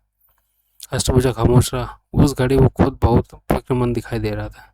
एक एक बात बता, एक शब्द बोला। पूछ। लेकी दूर जी के ढाबे पर उस आदमी ने जब तुझे पैकेट दिया था तो उसने तुझे बताया कि भीतर क्या था? नहीं। जूते का कोई जिक्र नहीं आया था? नहीं। सच कह रहा है श्याणे? सॉरी। शायद कुछ क्षण सोचता रहा और फिर बोला, फिर एक ही आदमी को उस पैकेट में जूतों की मौजूदगी की खबर हो सकती थी? हमारा एम्प्लॉयर, मेरा एम्प्लॉयर। चल ऐसे ही सही शाने। अब ये पक्का है कि हम इकट्ठे काम नहीं करेंगे। ये पक्का है कि ब्रह्मा के लिए काम नहीं करेंगे। 2 लाख रुपए बोनस मिलते हैं तो उससे तो हमेशा के लिए नमस्ते पहले निश्चित हो चुकी है। वो अपनी जुबानी ऐसा कह चुका है। ना भी कह चुका होता तो मौजूदा हालत तो मद्देनजर रखते हुए अब मुझे ही उसके लिए काम करना मंजूर ना होता। शानन, तुझे मालूम है फीफी महाराजगंज भी पहुंच गई थी? मालूम है, शरद इस बारे स्वर में बोला। मिली थी माया के हॉस्टल के कमरे में, बड़ी बढ़िया कॉफ़ी पिला कर गई थी मुझे, होश उड़ा देने वाली। क्या मतलब? कुछ नहीं। तू उसके साथ सोता है क्या? जवाब बेशक न दे। जवाब मुझे मालूम, तू उसके साथ सोता है था। अब वो किस्सा खत्म हो चुका है। कैसी औरत है वो? सबके साथ सोती है, मेरे साथ भी। मैं मूर्ख ने भारी समझा उसे मेरे से मोहब्बत हो गई थी। बाद में समझ आया कि वो तो मुझे इस्तेमाल कर रही थी तेरे से बदला लेने के लिए। शाने, वो तो तेरे से नफरत करती है। उसने खुद मेरे से ऐसा कहा। कब कहा? कल महाराजगंज में। पीछे शोकर का दम तो नहीं घुट जाएगा? नहीं, थोड़ा बहुत घुट भी जाएगा तो चलेगा। मुझे तो वहम कैसे हो गया कि फीफी मेरे से मोहब्बत करने लगी थी। फिर वहीं पहुंच गया। शाने, मैं इतना मूर्ख क्यों हूँ? अरे खूबसूरत औरत के सामने सभी काट के उल्लू होते हैं। औरत के हाथों मूर्ख बनने में कोई हर्ज नहीं होता। बनते रहने में हर्ज होता है। तो छोड़ो के साथ जो बीत गई सो बीत गई। कैसा उल्लू बनाया मुझे शाली ने। अभी भी अपने प्राइवेट फ्लैट में बैठी मेरे पर हंस रही होगी। हंस ले, तेरा क्या जाता है? हाँ, अब मेरा क्या जाता है? एकाएक उसके स्वर में उदासी का फुट आ गया। अब तो उसका जादू उतर गया मेरे सर पे से। गम न कर, आज ही हम दोनों दूर जी के ढाबे पर पहुंचेंगे और सब गम शराब वो घोल कर पी जाएंगे। शाने बोल, कुछ भी कह, शाली तो बहुत हसीन है। शाली है बहुत हसीन औरत, और बस के पीछे नहीं पड़ना चाहिए। अष्टभुजा एक निकल जाए दूसरी आ जाती है। तेरे लिए होगी ये बात ठीक। वो वो वहाँ भरकर बोला, मुझे तो अपनी किस्मत से ऐसी कोई उम्मीद नहीं। अब छोड़ भी दे ये किस्सा। शाने, मुझे जिंदगी में कभी अक्ल नहीं आएगी ना, अक्ल डांड निकलने पर आ जाएगी। शायद भासपूर्ण सन बोला, तू मेरा मजाक उड़ा रहा है? हरगिज नहीं। वो मेरे पर हंस रही होगी। उसे फुर्सत होगी तेरे हंसने को। तेरे पर उसे फुर्सत होगी, उसे फुर्सत होगी तेरे पर हंसने को। वो तो इस घड़ी किसी और मर्द का पहलू गर्म करने का अहम काम कर रही होगी, हंस रही होगी। एकाएक उसका स्वर हिंसक हो उठा, तो पत्ती सी निकाल दूंगा शाली की। ये मूड ठीक है। नेपाल में कदम रखने से पहले मैंने उसे फ़ोन करना था। किस लिए? तुझे पता है किस लिए? फिर भी बता। चौकी आ गई। ब्रेकों की चरचराहट के साथ कार रुकी। हमेशा की तरह दो नेपाली सिपाही चौकी के इस्तेमाल से निकलकर कार की ओर बढ़े। श्रद्धा ने कार बाहर निकला तो एकाएक थमक कर खड़ा हो गया। नेपाली सिपाही उस घड़ी एक ऐसा काम कर रहे थे जो उन्होंने उनके साथ पहले कभी नहीं किया था। दोनों अपने अपनी रिवॉल्वर निकालकर कार की तरफ तान रहे थे। तभी गजानंद इमारत से बाहर निकला। ये देखकर शरद की सांस सूखने लगी कि वो भी हाथ में रिवॉल्वर थामे था। वो शरद के करीब आए। शरद ने उसका अभिवादन करने की नीयत से हाथ उठाया तो गजानंद ने अपनी रिवॉल्वर की नाल उसके माथे पर सटा दी। शरद के चक्के छूट गए। फिर दो सिपाहियों ने अष्टभुजा को भी कार से जबरन घसीट कर बाहर निकाला। वो आनन फानन इमारत ले भीतर ले गए ले वो आनन फानन इमारत के भीतर ले जाए गए। वहां पहुंचते ही सबसे पहले शरद के नथनों में चैनल 5 की गंध टकराई। उसने देखा कि आती बार इतनी कीमती सैंड की जो शीशी उसके गजानंद को उपहार स्वरूप दी थी, वो एक कोने में फर्श पर टूटी पड़ी थी और उसका सारा सैंड उसके इर्द गिर्द बिखरा पड़ा था। तत्काल उसकी तवज्जो हितौरा वाले उस सिपाही की तरफ गई, अष्टभुजा के भरपूर विरोध के बावजूद, जिसे वो पीछे जीवित छोड़कर आए थे। जरूर सारी विपत्ति उसी ने बुलाई हुई थी। शरद ने सैंड की सूची टूटी शीशे से निगाह उठाकर गजानंद की ओर देखा और जबरन मुस्कुराते हुए बोला, चैनल 5 से कोई शिकायत तो हो गई? कोई बात नहीं, अगली बार कोई और ब्रांड लाऊंगा। गजानंद ने उत्तर न दिया। उसके दांत भींचे हुए थे और न जाने क्यों उसकी आंखें बड़े व्याकुल भाव से अपनी कटोरियों में फिर रहे थे। क्या बात है भाई? शरद चिकने चुपड़े सर में बोला। आज तो। गजानंद ने एक सिपाही को इशारा किया। सिपाही ने शरद को इतनी जोर से धक्का दिया कि वो पीछे दीवार से जाके टकराया। फिर उसने अपनी रिवॉल्वर उसकी पसलियों पर सटा दी। क्या क्या बात है? शरद सच में घबरा गया। क्या क्या हो रहा है ये? क्या किया हमने? सिक्योरिटी गार्ड्स को रिश्वत देते हो? गजानंद कड़क कर बोला। रिश्वत? गजानंद ने सैंड की टूटी शीशी को इशारा किया। शरद की जान में जान आई। यह मामला संगीन नहीं था जनाब। वो सर में मिश्री घोलते हुए बोला, एक या दूसरे यार को कोई मामूली सा तोहफा दे तो रिश्वत होती है कहीं? Shut up! गजानंद गर्ज कर बोला। साथ ही उसने एक करार झापट शरद के चेहरे पर रसीद किया। शरद हक्का बक्का सा उसका मुंह देखने लगा और अपना गल सहलाने लगा। तभी उसे लगा जैसे अष्टभुजा गजानंद पर झपटने वाला। तत्काल उसने आंखों में उसे ऐसा न करने की चेतावनी दी। अष्टभुजा मुट्ठियां भींचे बेचाने से पहले बदलता खड़ा रहा। तभी बंद दरवाजा खुला और एक ओवरकोटधारी नेपाली ने भीतर कदम रखा। उस पर निगाह पड़ते ही सबके चेहरों पर सम्मान के भाव आ गए। उस आदमी ने एक सरसरी निगाह शरद और अष्टभुजा पर डाली और फिर अधिकारपूर्ण स्वर में बोला, यह है वो आदमी? यस सर, गजानंद आधारपूर्ण स्वर में बोला। वो शरद के करीब पहुंचा, तनिक मुस्कुराता हुआ बोला, मेरा नाम मकरचंद श्रेष्ठ है। शरद ने उसका अभिवादन किया। आपका नाम शरद शुक्ला है? वो यूं बोला जैसे उसे तो पूछ ना रहा, उसे बता रहा हूँ। नेपाल में बहुत आना होता है आपका? कुछ महीनों में ही दर्जनों बार आ चुके हैं आप हमारे देश में? जी हाँ, शरद बोला। क्यों? जब आपको मेरे बारे में इतना कुछ मालूम है तो नेपाल में मेरी बार बार आमद की वजह भी आपको मालूम होनी चाहिए। आप ही बताइए। मैं भारत के सूर्य इम्पोर्ट एंड एक्सपोर्ट कंपनी का प्रतिनिधि हूँ और नेपाल में मैं आपके एक्सपोर्ट प्रमोशन बोर्ड के चेयरमैन श्रीमान रामरूप थापा से मिलने आता हूँ। हम नेपाल को तंबाकू एक्सपोर्ट करते हैं और बदले में कालीन इंपोर्ट करते हैं। ये आपसे व्यापार की ही मेरे बार बार नेपाल आने की वजह है। हम नेपाल के हित में होने वाले सत्कार्यों की हम प्रशंसा करते हैं और उन्हें प्रोत्साहन देते हैं। नेपाल ने आप पर एतबार किया, श्रीमंत रामरूप थापा ने आप पर एतबार किया।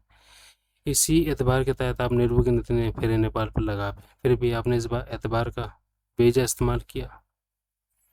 हमने कोई बेजा इस्तेमाल नहीं किया, आपके एतबार का किया। वो सख्ती से बोला, आप जरूर कोई घिसे हुए अपराधी हैं श्रीमान, जो इतना कुछ कह चुकने के बाद बावजूद अपने आप को ये दूध का धुला बना के पेश कर रहे हैं। लेकिन अब आप ये बताइए, अपनी कंपनी का प्रतिनिधित्व करने के अलावा नेपाल में और क्या करने आते हैं आप? और क्या करने आता हूँ मैं? हाँ, इतने फेरों में आप क्या लाते रहे अपने नेपाल में, आप नेपाल में, और क्या ले जाते रहे अपने नेपाल से? कुछ नहीं समझा मैं, कुछ नहीं समझा।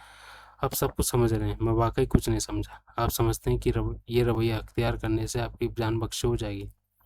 जान बख्शी किस बात से? क्या किया है मैंने? तो आप ऐसे नहीं मानेंगे मिस्टर श्रेष्ठ, शरद हिम्मत करके बोला। मैं नहीं जानता कि आप कौन हैं, लेकिन यहाँ मौजूद चौकी वालों के रवैये से मैं इतना महसूस कर पा रहा हूँ कि आप उन लोगों के ऊपर कोई जिम्मेदारी के जिम्मेदार अधिकारी हैं। लेकिन फिर भी आप एक पड़ोसी राष्ट्र के नागरिक से, एक मित्र राष्ट्र के नागरिक से, एक ऐसे राष्ट्र के नागरिक से जिसका नेपाल की खुशहाली और समृद्धि में सदा योगदान रहा है, बदसलूकी कर रहे हैं और उसे सरेआम बेइज्जती कर रहे हैं। मैं आपको चेता देना चाहता हूँ कि आप के ऐसे दुर्व्यवहार के नतीजे गंभीर होंगे। आप धमकी दे रहे हैं, मैं आपको चेतावनी दे रहा हूँ। धन्यवाद। आपने अपना काम किया, मैं अपना काम करता हूँ। कपड़े उतारिए। जी प्लीज़ अनड्रेस। लेकिन तब तुम भी वर्स्ट वजह से बोला।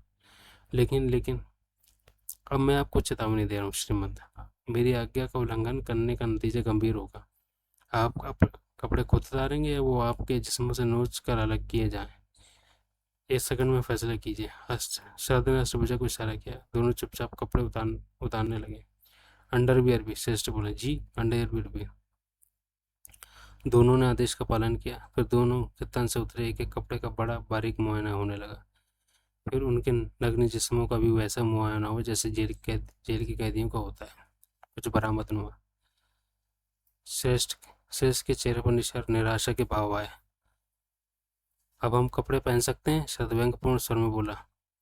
अभी 1 मिनट और, श्रेष्ठ बोला। अब क्या रह गया? जूते। शरद का दिल डूबने लगा। अब वो आश्वस्त हो गया कि जूतों की तरफ उन लोगों की तवज्जो नहीं गई थी।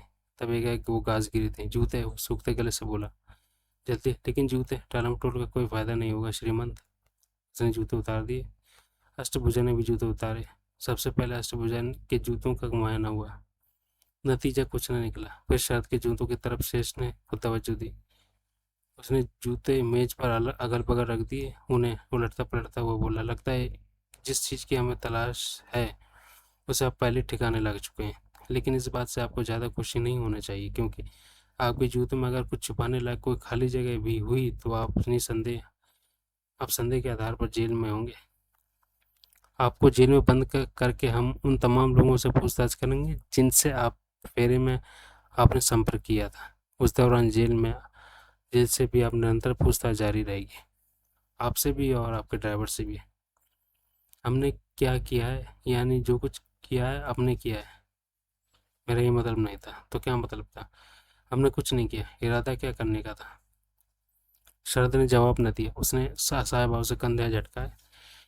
शेष कुछ क्षण शरद को घूरता रहा। फिर उसने जूते गजानंद की तरफ धकेल दिए। चेक करो, उसने आदेश दिया। Yes sir. गजानंद बौखलाए से बोला। गजानंद ने जूते का बायां पांव उठाया और खुर्दबीनी निगाह से उसके मुआयना करने लगा। उसने जूते की एड़ी को थामा और यूं घुमाने की कोशिश की जैसे लगे कोई चूड़ीदार ढक्कन खोल रहा हो। शरद का दिल डूबने लगा। उसके रोंगटे खड़े होने लगे। अपनी बद हालत की तरफ से लोगों की तवज्जो हटाने के लिए वो नियत में से खामखा बोला, हम कपड़े पहन लें? किसी ने जवाब न दिया। शरद ने आगे बढ़कर अपने कपड़े उठाए। किसी ने ऐतराज न किया। फिर दोनों ने चुपचाप कपड़े पहन लिए।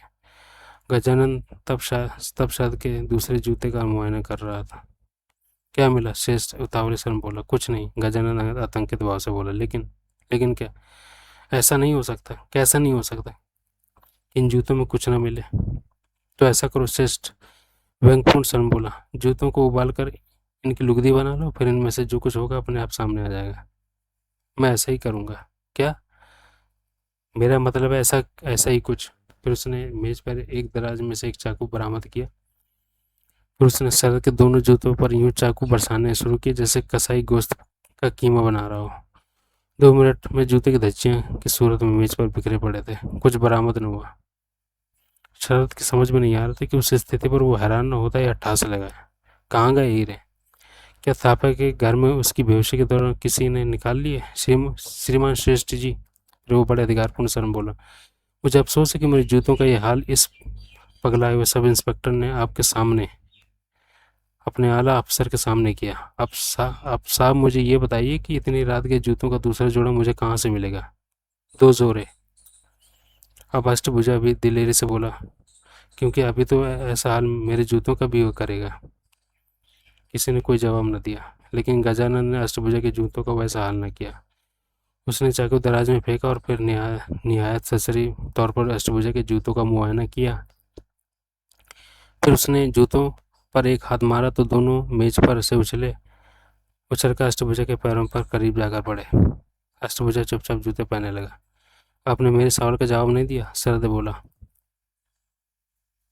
श्रेष्ठ ने घूर कर उसे देखा और फिर बोला, मैंने नोट किया था कि अभी आपने इस बात को बहुत राहत महसूस की थी कि आपके जूतों में कुछ बरामद नहीं हुआ था। सच पूछे तो आपकी खुशी छुपाई नहीं छुप रही थी?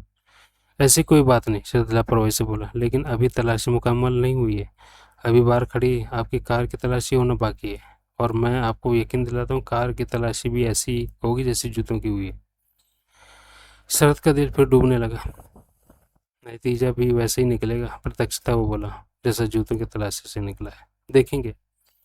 वक्त जाया करेंगे आप, अपना भी और मेरा भी। मेरे पास बहुत वक्त है। मेरे पास नहीं है, मैंने पहले मुकर्रर वक्त नहीं कर मुकर्रर वक्त पर कहीं पहुंचना है। आप खामखा मुझे यहाँ रोके नहीं रोक सकते। मैं जूतों जैसी हालत आपकी कार मेरी जूतों जैसी हालत आपकी मेरी कार की करने की आपकी मजाल नहीं हो सकती। मैं आपको एक बार फिर चेता रहा हूँ, आपके इस व्यवहार के नतीजे गंभीर होंगे। श्रीमंत, ऐसा कुछ होगा तब होगा जब हम अपनी हार कबूल कर लेंगे। अभी ऐसी बुरी घड़ी नहीं आई है। अभी कार की तलाशी बाकी है। उसमें से कुछ नहीं निकलेगा। नहीं निकलेगा तो निकाल लिया जाएगा। जी। रख कर शरद हक्का बक्का उसका मुंह देखने लगा। आप ऐसा नहीं कर सकते। फिर वो बोला, कौन रोकेगा हमें? लेकिन ये सरासर जुल्म होगा हमारे ऊपर। अभी इतनी जल्दी ये फैसला ना करो। अभी तो सरासर मुमकिन है कि हमारे कुछ रखे बिना एक कार में से कुछ निकल आए। चलो, लेकिन जूते जुर्राब भी काफ़ी हैं। कार तक ही तो जाना है। फिर शरद ने दोबारा मुंह खोल पाने की से पहले श्रेष्ठ के इशारे पर एक सिपाही उसे जबरन बाहर को धकेलने लगा। शरद और अष्टभुजा के साथ 2 सिपाही गजानंद और मकरचंद श्रेष्ठ चौकी की इमारत के बाहर निकले और कार की ओर बढ़े। अंधेरे में दूर कहीं से एक कार के इंजन की आवाज आई। श्याणे, अष्टभुजा मोटर से फुसफुसाए, क्या करें, भाग चले? जवाब श्रेष्ठ ने दिया, ऐसी मूर्खता की तो दोनों यही मरे पड़े होगे। कान बहुत पतले हैं श्रीमान के, शरद बोला, और निशाना बहुत तीखा। श्रेष्ठ अपनी रिवॉल्वर निकाल कर अब उनकी तरफ तानता हुआ बोला, हमारा भागने का कोई इरादा नहीं। हम कोई स्मगलर हैं, उग्रवादी हैं। तभी जिस कार की आवाज़ कुछ क्षण पहले सुनाई दी वो सड़क पर दिखाई दी। कार अमलेखगंज की तरफ से आ रही थी। श्रेष्ठ ने एक उड़ती सी निगाह करीब आती कार पर डाली और फिर उसकी तरफ से विमुख होकर महातातों से बोला, तलाशी लो। गजानन और दोनों सिपाही आगे बढ़े और कार के करीब पहुंचे। एक सिपाही ने कार का अगला दरवाजा खोला, दूसरे ने पीछे दरवाजा खोला। भीतर से 2 बरसातियां बरामद की। शरद करीब आती कार की बाबत सोच रहा था। अगर कार में भी भारत जात के टूरिस्ट ही थे तो क्या वो उनके जरिए माया तक के संदेशा भिजवा सकता था कि उसके और उसके भाई को किसी काम आने में असफल रहा था? क्या वो पुलिस वाले उसे उस कार वालों से कोई बातचीत करने देते? तभी गजानंद कार के पृष्ठभाग में पहुंचा। उसने हाथ बढ़ाकर बड़े मजबूती से डिक्की का हैंडल थामा। शरद का कलेजा मुंह को आने लगा। उसकी कनपट्टी में खून बजने लगा। डिक्की से नकुल की बरामदगी की देर थी कि खेल खत्म था। वो सोचने लगा, सशस्त्र डकैती के फरार अपराधी की देश में निकासी में मदद करने की क्या सजा हो सकती, क्या होगी नेपाल में? क्या वो भी नकुल के साथ फांसी पर टांग दिए जाएंगे? क्या करे वो? उत्कंठा के आधिक्य में उसने एक कदम आगे बढ़ाया। तत्काल श्रेष्ठ ने अपनी रिवॉल्वर उसकी कनपट्टी के साथ सटा दी। खबरदार, वो सांप की तरफ उपकारा। सड़क पर आती कार की रफ्तार एक तेज हुई। गजानंद, श्रेष्ठ प्रसन्न स्वर में बोला, लगता है काम बन गया है। जो चीज जूतों में नहीं मिली वो जरूर कार में है। श्रीमंत का व्यवहार ये इस बात की चुगली कर रहा है। गजानंद ने हैंडल को घुमाया। तब दूसरी कार करीब पहुंची और बिरंगों के तीखे चरचराहट के साथ शहर की कार के पहलू में आकर रुकी। तत्काल उसका ड्राइविंग सीट की ओर का दरवाजा खुला और एक मोटा ठिकना सूट बूटधारी व्यक्ति कार से बाहर निकला। फिर वो अधिकारपूर्ण स्वर में बोला, क्या हो रहा है ये? गजानंद का हाथ तत्काल यूं डिक्की के हैंडल से हटा जैसे एक वो तपने लगा हो। कार के पीछे दरवाजे के करीब खड़े सिपाही ने दोनों ओवरकोट वापस कार में उछाल दिया और दोनों सिपाही टेंशन हो गए। दूसरी कार के बाकी दरवाजे भी खुले और मोटे जैसे ही सूट बूटधारी 3 व्यक्ति कार से निकलकर उसके दाएं बाएं आन खड़े हुए। क्या बात है? मोटा पूर्वत अधिकारपूर्ण स्वर में बोला। सबकी जुबानों के एक साथ लकवा मर गया है। तुम में से उच्च अधिकारी कौन है? मैं हूँ श्रीमंत। श्रेष्ठ एक कदम आगे बढ़कर बोला। तुम्हारे हाथ में रिवॉल्वर क्यों है? अभी वो तुमने इस आदमी पर क्यों तानी हुई थी? इसे लूटने का इरादा था? श्रीमंत, श्रेष्ठ कठिन स्वर में बोला। हमें इस आदमी पर स्मगलर होने का शक है। अच्छा, जी हाँ, अभी इसकी कार की तलाशी लेने जा रहे थे। श्रेष्ठ खामोश हो गया कि मैंने आकर विघ्न डाला, ठीक है? श्रेष्ठ ने उत्तर न दिया। उसने बेचैनी से पैरों बदला। स्मगलर? मोटे ने गौर से शरब की ओर देखा। क्यों श्रीमंत, आप स्मगलर हैं? जी नहीं, शरद जल्दी से बोला। मैं भारत की Surya import and export company का प्रतिनिधि हूँ। शुक्ला नाम है मेरा और मैं आपके देश में रामरूत थापा से मिलने आते हुए, मोटा चुटकी बजाते हुए बोला।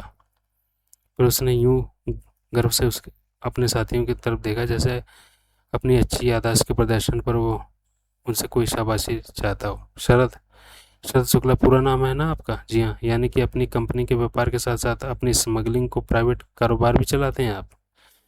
बिल्कुल नहीं, शरद ने तत्काल प्रतिवाद किया। ये मेरे ऊपर एकदम बेजा इल्जाम है। ठीक है, ठीक है, और मैं यहाँ श्रीमंत शुक्ला, आप एक मिनट चुप करें। शरद खामोश हो गया। मोटा श्रेष्ठ की तरफ घूमा और ऐसे अधिकारपूर्ण स्वर में बोला जैसे कोई टॉप बॉस ही बोल सकता था। क्या किस्सा है? ये आदमी श्रेष्ठ बोलने लगा। कल शाम, लगता है, मोटा खैर भरे स्वर में बोला। किसी ने आपको अदब नहीं सिखाया? किसी ने कभी आपको ये सबक नहीं दिया कि देश के सम्मानित मेहमान के साथ किन शब्दों का संबोधित होते हैं? श्रेष्ठ का चेहरा लाल हो गया। वो कठिन स्वर में बोला, ये श्रीमंत कल शाम को बॉर्डर क्रॉस करके नेपाल में दाखिल हुए थे। ऐसा ये पहले कई बार कर चुके हैं। यहाँ ये कामकाज की जांच करते वक्त मैंने अनुभव किया था कि यहाँ चौकी पर इनकी तलाशी बहुत सरसरी तौर पर होती थी और कई बार तो होती ही नहीं थी। आज तो मुझे ये भी पता चला कि इन्होंने चौकी के इंचार्ज को कीमती फ्रांसीसी सेंट चैनल 5 की एक शीशी रिश्वत के तौर पर दी थी, उपहार के तौर पर। शरद ने तत्काल प्रतिवाद किया। आप खामोश रहिए, मोटा गुड़क कर बोला। बीच में न बोलिए। शरद ने वोट बीच लिए। आगे बढ़ो, मोटा श्रेष्ठ से बोला। श्रेष्ठ ने खंकार कर गला साफ किया और फिर बोला, श्रीमंत, अभी कोई आधा घंटा पहले हमारे पास एक गुमनाम टेलीफोन कॉल आई थी। मुझे बताया गया था कि ये साहब अपने हर फेरे पर अपने जूतों के कुछ वर्जित पदार्थ छुपा कर लाते हैं। मैंने इनके बारे में और जांच की तो मुझे मालूम हो कि इनका लक्ष्य हमेशा हितौर में स्थित श्रीमंत रामरूत थापा का निवास स्थान होता था। इसलिए मैंने सोचा कि इस बार भी वो वहीं गए होंगे। इनको हिरासत में लेने के इरादे से मैंने हितौरा की पुलिस की चौकी पर फ़ोन किया और इनकी तलाश में पुलिस को फौरन श्रीमंत थापा के निवास के स्थान पर पहुंचने का आदेश दिया। मैं वहां से आने वाली रिपोर्ट की प्रतीक्षा कर रहा था कि श्रीमंत खुद ही यहाँ पहुंच गए। अब शरद के लिए एक नई फिक्र मुद्दा पैदा हो गया। क्या पुलिस थापा के घर के तहखाने तक पहुंच चुकी थी? मोटा बोला। आपने इनकी तलाशी ली? जी हाँ। श्रेष्ठ बोला। कुछ मिला? अभी नहीं, लेकिन अभी तलाशी पूरी नहीं हुई। अभी इनकी कार की तलाशी होना बाकी है। हम कार की तलाशी लेने जा रहे थे कि श्रेष्ठ खामोश हो गया। क्या मिलने की उम्मीद कर रहे थे आप तलाशी में? श्रीमंत गुमनाम कॉल में वर्जित पदार्थ का नाम तो लिया नहीं गया था। वैसे हमारा शक ड्रग्स पर है, जिनकी बरामदगी की उम्मीद में इन्होंने मेरे जूतों की धज्जियां उड़ा दी।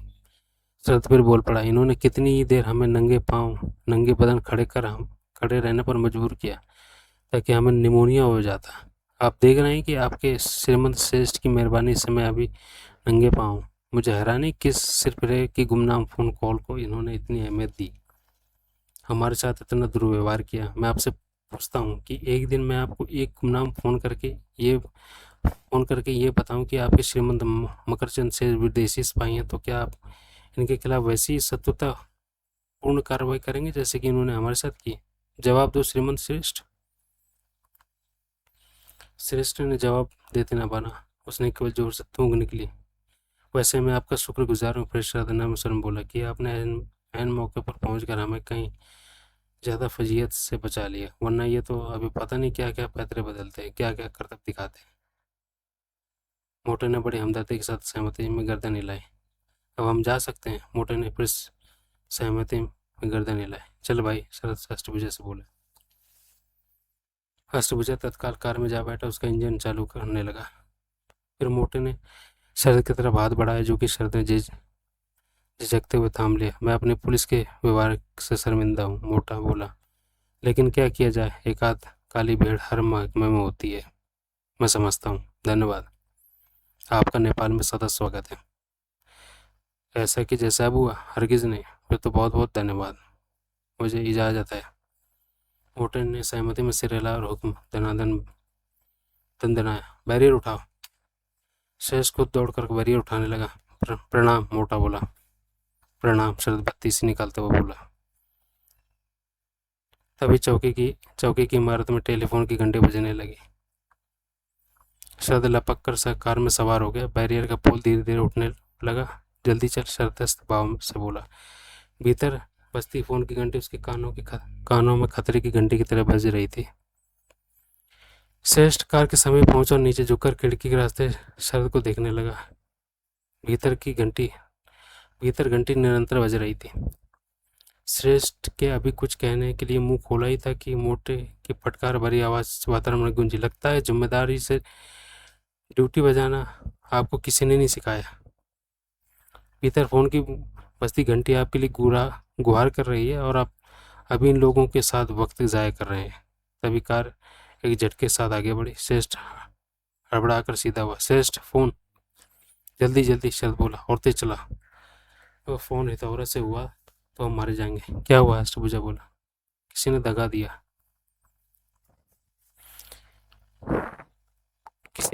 दिया। जूतों की बाबत गुमनाम कॉल करके पुलिस को खबर कर दी। वो मोटा कौन था? क्या पता कौन था? हमारी मदद के लिए एक कहाँ से हाथ टपका था? पता नहीं। लगता हमारा सितारा बुलंद है। जहाँ भी हमारे पर कोई संकट आए, कोई संकट मोचन जैसे आसमान से टपक पड़ा। तू गाड़ी तेज चला। अष्टभुजा ने रफ्तार और बढ़ाई और फिर बोला, अगर डिक्की खुल जाती है तो खेल खत्म था। हाँ, फ़ोन ज़रूर सिपाही ने किया था, जिसके लिए मैं कहता था कि उसे जिंदा छोड़ना ठीक नहीं था। उसने नहीं किया, क्या हो सकता? फ़ोन कॉल पर जूतों की बाबत बताया गया था और उनमें नारकोटिक्स की मौजूदगी की संभावना की बाबत बताया गया था। हितौरा वाले उस सिपाही को इस बाबत कुछ मालूम नहीं हो सकता था। क्या पता किसी तरह मालूम हो गया हो। कैसे? किसी भी तरह। चल मान लिया गया, लेकिन फ़ोन उसने किया होता तो उसने थापा के घर की तहखाने में बचे कोराम का भी जिक्र किया होता। उसने इस बात का भी जिक्र किया होता कि थापा का कत्ल हो चुका था। उसने अपनी उस बुरी हालत का भी जिक्र किया होता जिसमें हम उसे छोड़ कर आए थे। तो फिर फ़ोन किसने किया? ब्रह्मा ने? नहीं, ब्रह्मा की मंशा हमें उस चक्कर में फंसाने की होती तो उसने कहीं पहले फ़ोन कर दिया होता ताकि हम जाती बार फंस जाते। फिर तौरे में हुआ रामरूप थापा का कत्ल भी इस बात का सबूत है कि ब्रह्मा ने कुछ नहीं किया था। सच पूछो तो थोड़ी कमी बेशी में उसके साथ भी वैसे ही धोखा हुआ जैसा हमारे साथ। अयोध्या को खबर थी कि मेरे जूतों में हीरे होते थे। जब वो थापा का कत्ल करा सकता था तो वो हीरे का भला क्यों छोड़ता? आखिर में उसके कब्जे में था। जिस ढंग से जिस वक्त फ़ोन हुआ था उससे स्पष्ट कि वो फ़ोन कॉल किसी पूर्व निर्धारित योजना का हिस्सा नहीं थी। वो फ़ोन कॉल करना किसी को एक-एक सूझा था, जिसे ये मालूम था कि जूतों में मौजूद हीरे में तापा को सौंप भी चुका होगा। तो उनमें बने गुप्त खानों की बरामदी भी मुझे फंसा सकती थी। श्रेष्ठ ने ऐसा साफ कहा था कि अगर जूतों में कुछ छुपाने लायक कोई खाली जगह भी हुई तो हम संदेह के आधार पर जेल में होंगे। कहा तो था। कहने का मतलब ये कि हमें फंसाने के लिए फ़ोन ब्रह्मा ने नहीं किया हो सकता, तो फिर और किसने फ़ोन किया? मुझे नहीं मालूम, मुझे मालूम है। बातें छोड़, गाड़ी चला। तभी सामने भारतीय चौकी दिखाई देने लगी। कार पूरी रफ्तार के साथ भारतीय चौकी बैरियर पर पहुंची और ब्रेकों की चरचराहट के साथ उसके सामने रुकी। एक पुलिसिया दौड़ता हुआ चौकी से बाहर निकलकर उनकी ओर लपका दूसरा बैरियर उठाने लगा। जल्दी निकल जाओ। पहला पुलिसिया, जो कि तीन तीन फीती वाला हवलदार था, उनके करीब आकर उत्तेजित स्वर में बोला, अभी नेपाली चौकी से फोन आया कि वो तुम्हें रोक लिया जाए। हमने कह दिया था कि तुम वहाँ पहले ही से ही निकल चुके थे। नेपाली पुलिस वाले यहाँ हमारे यहाँ पास पहुँचते होंगे। अगर उन्हें तुम लोगों के यहाँ देख लिया तो हमारी बात झूठ पकड़ी जाएगी। जल्दी भागो।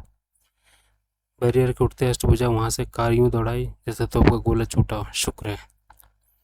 शरद चैन की सांस लेता हुआ बोला। एक और संकट मोचा। अष्टभुजा बोला। कौन?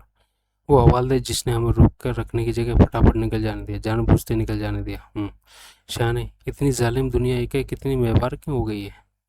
पता नहीं। तब तक कस्टम की भारतीय चौकी बहुत पीछे छूट चुकी थी। आगे रक्सौल की रोशनियां दिखाई देने लगी थी। रोक, एक शरद बोला। क्या? अष्टभुजा अड़बड़ा कर बोला। गाड़ी और क्या? क्यों? अरे रोक। अब पढ़ना पहुंच कर ही रोकूंगा। पागल हुआ है क्या? तब तक वो डिक्की में बंद लड़का जरूर मर जाएगा। पढ़ना हम सवेरे होने के बाद चलेंगे? नहीं। बेवकूफ़, जश्न मनाने के लिए क्या मुंह अंधेरे पीनी शुरू कर देंगे? जश्न जो लेकी दूर जी के ढाबे में तेरे और मेरे बीच में होगा, दोस्ती की बुनियाद मजबूत करने के लिए। भूल गया? दिल से कह रहा है क्षण है। ले। तो क्या पहले दिल से नहीं कहा था? हम अभी भी दोस्त हैं। हाँ, बावजूद इसके कि जो कुछ किया। हाँ, बावजूद इसके अष्टभुजा, मेरे दोस्त, मेरे भाई, तूने कुछ नहीं किया। अगर तूने कुछ किया तो एक भक्ति जुनून के हवाले होकर किया। तू मेरा यकीन कर, तेरी जगह अगर मैं होता तो मैं भी वही करता जो तूने किया। तुझे मेरे से कोई गिला नहीं, कतई नहीं। वो फिर न बोला। शरद को लगा वो फिर रोने लगा। वो धीरे से बोला, जो हुआ वो फिर नहीं होगा। तूने माफ़ कर दिया, भगवान भी मेरी ये एक खता माफ़ करे। अब गाड़ी तो रोक। उसने गाड़ी रोकी। शरद ने तत्काल बाहर निकलने का उपक्रम न किया। वो अष्टभुजा की ओर घूमा। वो कुछ क्षण उसे अपलक देखता रहा, फिर बोला, तेरे खुद के ख्याल जूते से हीरे कहाँ गए? मेरे खुद के ख्याल से? अष्टभुजा ने दोहराया। हाँ, तुझे मेरी इस बात से इत्तेफाक है कि हीरे तौर में अयोध्या के आदमियों ने जूतों में से निकाल लिए होंगे? नहीं। वो इनकार में से रिलाता वो बोला। क्यों? मेरा दिल ऐसा बोलता है। लेकिन अगर हीरे अयोध्या के आदमियों ने नहीं निकाले तो फिर किसने निकाले? तू बता। आखिर सियाना तू है। शरद सोचने लगा। एक बात को ध्यान में रखो, जवाब देना सियाने। कौन सी बात? बॉर्डर पर उस श्रेष्ठ के बच्चे ने तेरे जूतों में से कोई खाना बरामद होना भी तेरा गुनाह सबूत होता। फिर भी जूतों को जब उस सब इंस्पेक्टर ने चाकू से काटा पीटा तो खाने की बरामदी का कोई जिक्र नहीं उठा था। ऐसा क्यों? शाह ने बोला। तू बोल। क्या ऐसा तो नहीं उन जूतों में कोई खाना था ही नहीं? ऐसा कैसे हो सकता है? शाह ने, तेरे पास जूते कैसे पहुंचे? तूने पहुंचाए। मेरे पास कैसे पहुंचे? तुझे मालूम ब्रह्मा का कोई आदमी पहुंच पहुंच के गया है? शाह ने, क्या ये नहीं हो सकता कि उस आदमी की नीयत बद हो गई हो? उसने अपने मालिक की अमानत में खयानत की हो और फिर अपने गुनाह पर पर्दा डालने के लिए ही वो जूतों को खाली जोरा या उनसे मिलता जुलता कोई और जोरा दोरजी के ढाबे पर मुझे सौंप गया हो। तू तो शरद प्रशंसात्मक स्वर में बोला। बड़ी सयानी बात कर रहा है अष्टभुजा। क्या ऐसा नहीं हो सकता? वो जिद भरे स्वर में बोला। हो तो सकता है। तब अष्टभुजा को परखने के लिए शरद को एक झूठ बोलना सूझा। लेकिन ये भी तो हो सकता है हीरे नीलकंठ ने निकाले हों। मैंने उसे अपने फ्लैट में मरा पड़ा पाया था। अष्टभुजा, शरद उसकी आंखों में झांकता हुआ बोला, इस बाबत तू जो कुछ कहेगा मैं उस पर एतबार कर लूंगा। बोल क्या कहता है, नीलकंठ कौन है? शरद ने एक आह सी भरी और बोला, कोई नहीं, ये कहानी खत्म, मैं लड़के को निकालता हूँ। वो कार से बाहर निकला। उसने पृष्ठभाग में पहुंचा तो हाथ बढ़ाकर डिक्की का हैंडल थामने लगा तो उसका हाथ पर ही ठिठक गया। उसने नोट किया कि डिक्की का हैंडल घुमा हुआ था और दरवाजा फ्रेम के साथ नहीं लगा हुआ था। जरूर ऐसा हुआ तब हुआ जब नेपाली बॉर्डर पर डिक्की खोलने के लिए गजानन ने उसका हैंडल को थामा था। उसने हैंडल को थामा और ढक्कन ऊपर उठाया। फिर वो हक्का बक्का सा डिक्की में झांकने लगा। डिक्की खाली थी, उसमें नकुल नहीं था। कब खिसक गया वो वहां से? वीरगंज बॉर्डर पर तो ऐसा संभव भी नहीं था और वहां निकलना भी उसकी मूर्खता होती, क्योंकि यूं वो नेपाल में ही रह गया होता। जरूर वो कुछ क्षण पहले कार से बाहर निकला था, जबकि शरद कार रुकने के बाद अष्टभुजा से बतियाने लगा था। इस लिहाज से जरूर वो अभी आसपास ही कहीं था। उसने आसपास निगाह दौड़ाई। दाईं ओर करीब सकरी सी गली थी। उसने डिक्के का ढक्कन गिरा और अष्टभुजा से संबोधित हुआ, लड़का डिक्के से निकल कर भाग गया है, तू यहीं ठहर, मैं जरा सामने की गली में जाके आता हूँ। वो कार के करीब से हटा और गली की ओर बढ़ा। अभी वो गली के दाहिने दूर तक उसे कार का इंजन स्टार्ट होने की आवाज़ पाई। उसने घूमकर देखा तो वो हक्का बक्का रह गया। अष्टभुजा कार को भगाए लिए जा रहा था। उसके देखते देखते कार आगे एक मोड़ काटकर उसकी निगाह से ओझल हो गई। शरद ने असहाय भाव से कंधे झटकाए और वो वहीं फुटपाथ पर बैठ गया। वो सोचने लगा, क्या अष्टभुजा वाकई इतना मूर्ख था जितना वो दिखाई देता था, जितना कि वो अपने आप को जाहिर करता था? तो उसके भी अधिकार में रहे थे। जो हरकत वो ब्रह्मा के आदमी पर थोप रहा था, क्या वो अपने खुद की हो सकती थी? क्या हीरे उसने निकाले हो सकते थे? अगर ऐसा था तो उसने नेपाल में शरद को जूते छीनने का ड्रामा क्यों किया? अपने को बेगुनाह साबित करने के लिए? फिर तो उसका बात पश्चाताप भी झूठा था और रोना धोना भी झूठा था और आदि भावुकता का प्रदर्शन भी निरा फरेब था। क्या अष्टभुजा में इतना कुछ कर गुजरने की काबिलियत थी? शरद का दिल न माना, लेकिन एक हकीकत अपनी जगह कायम थी। जूतों में से हीरे निकाल लेने का मौका अष्टभुजा को बराबर हासिल था। क्या गोरख धंधा था वो? उसने अपना सिर अपने हाथों से थाम लिया। एकाएक वो अपनी आप को बेहद थका हारा महसूस करने लगा। एकाएक अब उसे किसी की परवाह नहीं रही थी, न ब्रह्मा की, न अष्टभुजा की, न उस गैर जिम्मेदार छोकरे नकुल की जो पता नहीं कहाँ क्यों भाग गया था, सिवाय माया के।